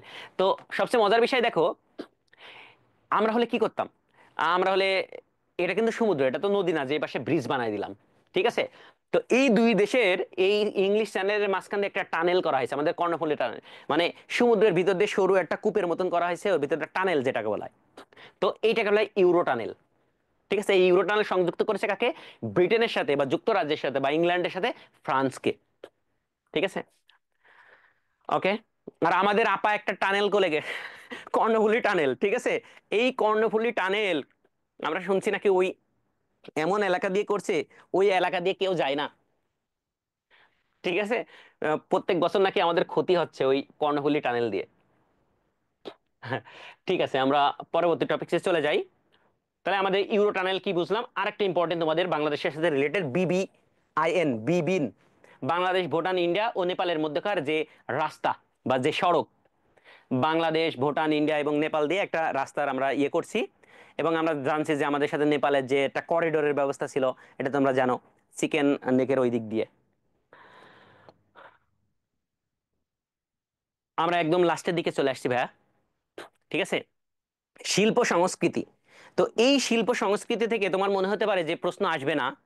ঠিক আছে, কিন্তু এখান থেকেও কিন্তু প্রশ্ন আসতে পারে মেডিকেল ভর্তি পরীক্ষায়। ওকে, মেডিকেল ভর্তি পরীক্ষা কিন্তু এখান থেকে প্রশ্ন আসছে। তুমি দেখে মনে করতে পারো শিল্প সংস্কৃতি এই জিনিসটা ছোট্ট একটা রেটিনাল ডাইজেস্টের একটা সিপাই দিয়ে দিয়েছে, এই জিনিসটা আমি স্কিপ করে ফেলি।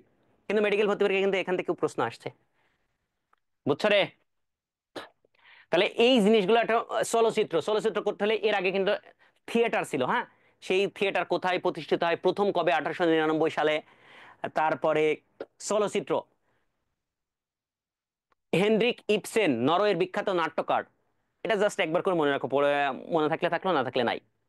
বিশ্বের প্রথম চলচ্চিত্র নির্মিত হয় কোথায়? 1885 সালে ফ্রান্সের লুই ও আগস্ট ভ্রাতৃদ্বয়, দুইজন ভাই মিলে একটা চলচ্চিত্র নির্মাণ করেন। আর বিশ্বের প্রথম চলচ্চিত্র ফিল্ম তৈরি করেন স্টেট ম্যান। যে ভাই এই জিনিসগুলো জীবনে মনে থাকবে আমার, কিন্তু কিচ্ছু করার নেই। দেখো ভাইয়া, এই প্রশ্নটাই মেডিকেল ভর্তি পরীক্ষায় একবার আসছিল, যে বিশ্বের প্রথম ফিল আর্কাইভের প্রতিষ্ঠাতা ফ্রান্সের হেনরি ল্যাংলোয়া বিশ্ব চলচ্চিত্রের মূল সূত্রকে জনক। এটা মেডিকেল ভর্তি পরীক্ষা একবার আসছিল, যে বিশ্ব চলচ্চিত্রের মূল সূত্রকে জনক কে? ল্যাংলোয়া। অনেক কঠিন মনে আছে, হ্যাঁ। এরপরের বিষয়টা মজার মজার টপিকস আছে, দেখো। এরপর পরের টপিক তোমার মনে থাকবে এগুলো এখান থেকে। দেখো, অনেক তথ্য থেকে আমাদের রেটিনা ডাইজেস্ট থেকে বেছে বেছে অল্প তথ্য কিছু দেওয়া হয়েছে। এই যে দেখো, এই টাইটানিক মুভি দেখছো কে কে? এই যে বিখ্যাত বিখ্যাত এই জিনিসটা তোমাদের মনে থাকে, তাই না? টাইটানিক মুভির। তো টাইটানিকের এই যে টাইটানিক কোন মহাসাগরে তলিয়ে যায় বলো তো? আটলান্টিক মহাসাগরে। এই টাইটানিক নিয়ে একটা মুভি বানানো হয়েছে জেমস ক্যামেরন। এটা পরীক্ষা আসার মতন, যে টাইটানিক মুভির পরিচালক কে ছিলেন? James Cameron. তোমরা যে বিখ্যাত যে জুরাসিক পার্ক, এটা নির্মিত হয় 1993 সালে। এই তথ্যগুলো কেন আমাদের বইয়েতে দেওয়া হয়েছে? কারণ চলচ্চিত্র থেকে প্রশ্ন আসলে এখান থেকে আসবে। বিশ্বের প্রথম আন্তর্জাতিক চলচ্চিত্র কোথায় অনুষ্ঠিত হয়? ইতালির ভেনিসে। এগুলো একটু মনে রাখবা। জেমস বন্ড, আমরা যে বিখ্যাত চলচ্চিত্রকার আছে জেমস বন্ড, চলচ্চিত্র সিরিজ 24টি সিরিজ বেরিয়েছে জেমস বন্ডের, এটা আমরা জানি। তোমরা যারা মুভি লাভার আছো এই জিনিসগুলো তোমরা জানো। এখন আসো ভাইয়া, হ্যারি পটার। হ্যারি পটার দেখেছো কে কে একটু জানাও তো। এই যে হ্যারি পটার দেখেনি কে, এমন লোকজন খুব কম আছে। একজন প্রশ্ন করছে ভাইয়া, আহ, একজন প্রশ্ন করছে ভাই, আমাদের রেটিনা ডাইজেস্টে যে এমসিকিউ গুলো আছে সেগুলো পড়লেই চলবে? মোটামুটি এগুলো পড়লেই চলবে ভাইয়া। ঠিক আছে। আহ, তবে আমরা যেই টপিকস গুলো ক্লাসে পড়াচ্ছি এগুলো ইম্পর্টেন্ট। এখন তুমি যদি মনে করো ভাই এত টপিকস আমার পড়তে পারবো না, তাহলে আমাদের গাইডলাইন যে ক্লাসে যেই টপিকস গুলো দিয়ে দিছে এগুলো পড়লেই মোটামুটি চলবে। তবে হ্যারি পটার সিরিজ, তোমরা যে অল্পতেই হতাশ হয়ে যাও, জেকে রাউলিং এর কথা চিনো? এই যে হ্যারি পটার সৃষ্টি করেছেন জেকে রাউলিং। হুম। জেকে রাউলিং কোন দেশে ছিল? ইংল্যান্ডের। হুম।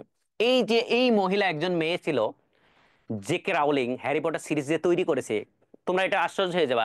এই জেকে রাউলিং যখন হ্যারি পটার সিরিজ লেখে, তখন এইটা নিয়ে তিনি কি করেন?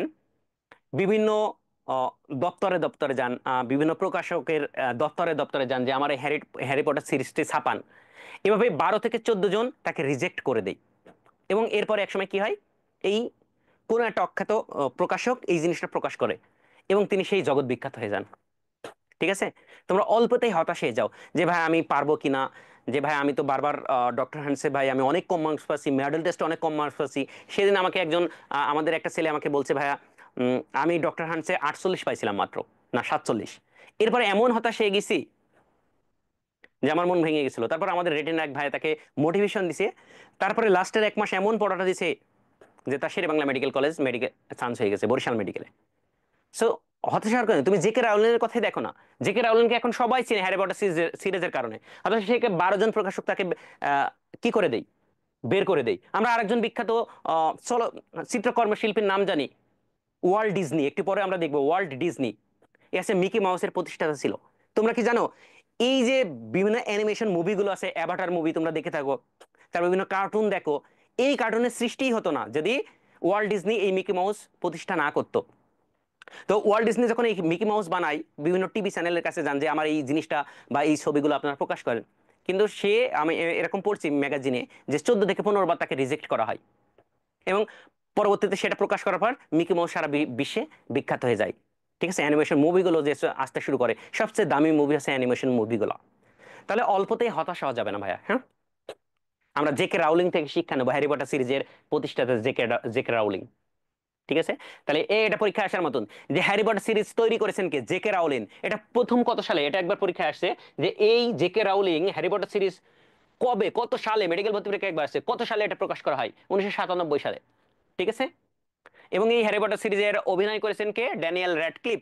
তোমরা খুব ভালো জানো এই মুভিগুলো দেখে দেখে। যারা দেখোনি তারা তো খুব ভালো, তারা আরো ভালো।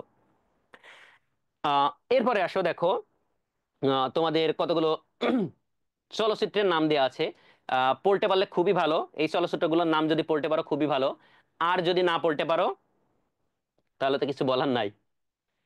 সব পড়তে পারলে ভালো, যদি সব না পারো অ্যাটলিস্ট পথের প্যাচালিটা পড়ে রাখো। পথের প্যাচালি, সত্যজিৎ রায়। এই পথের প্যাচালির জন্য তিনি কি পাইছিলেন? হুম, বলো তো। চলচ্চিত্র পুরস্কার পাইছিলেন। বিশ্বের সবচেয়ে গ্রহণযোগ্য চলচ্চিত্র পুরস্কার সম্মানজনক কোনটা? এবার আসো আমরা বিভিন্ন চিত্রকর্ম দেখবো, চিত্রশিল্পীর চিত্রকর্ম দেখবো। দেখো, মজার বিষয় দেখো, লিওনার্দো দা ভিঞ্চি। তোমরা যে এই যে বিখ্যাত চিত্রকর্ম মোনালিসা, আমরা যে বলি মোনালিসার বিখ্যাত হাসি, হুম। এই লিওনার্দো দা ভিঞ্চি ছিলেন, তার আগে একটু শিখিয়ে দিই, এটা কিন্তু পরীক্ষায় প্রায়ই আসে। কি পরীক্ষায় আসে দেখো ভাইয়া, পরীক্ষায় এইভাবে আসে যে লিওনার্দো দা ভিঞ্চি কোন দেশের চিত্রশিল্পী, অথবা আসতে পারে লিওনার্দো দা ভিঞ্চি কি, কে একজন কি কবি, লেখক নাকি চিত্রশিল্পী। তাহলে লিওনার্দো ল আছে, ল থেকে মনে হয় ইতালিরও ল আছে, তাহলে এই হবে ইতালির। তারপরে ধরো পাবলো পিকাসো, এরাও হচ্ছে চিত্রকর্ম, মানে এরাও চিত্রশিল্পী। পিকাসোতে শ আছে, শ থেকে স্পেন, স্পেনের প্রথম অক্ষর শ। তাহলে অ্যাঞ্জেলা, অ্যাঞ্জেলা ল আছে, ল থেকে ইতালির ল। সালভেদর, সালভে শ আছে, শ থেকে স্পেন। তাহলে কোন চিত্রশিল্পী, কোন দেশে বাসা, আমরা শিখে গেলাম। এখন আসে আমরা লিওনার্দো দা ভিঞ্চির বিখ্যাত যে চিত্রকর্ম সেইগুলো সম্পর্কে একটু দেখি।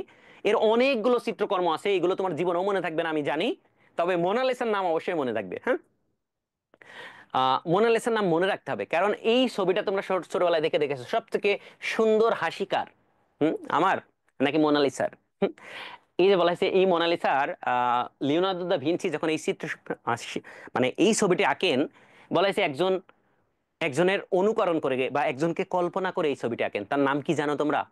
হুম, এই যে মোনালিসার লেসা থেকে মনে রাখবা, লেসা, তার নাম ছিল লেছা জেরা।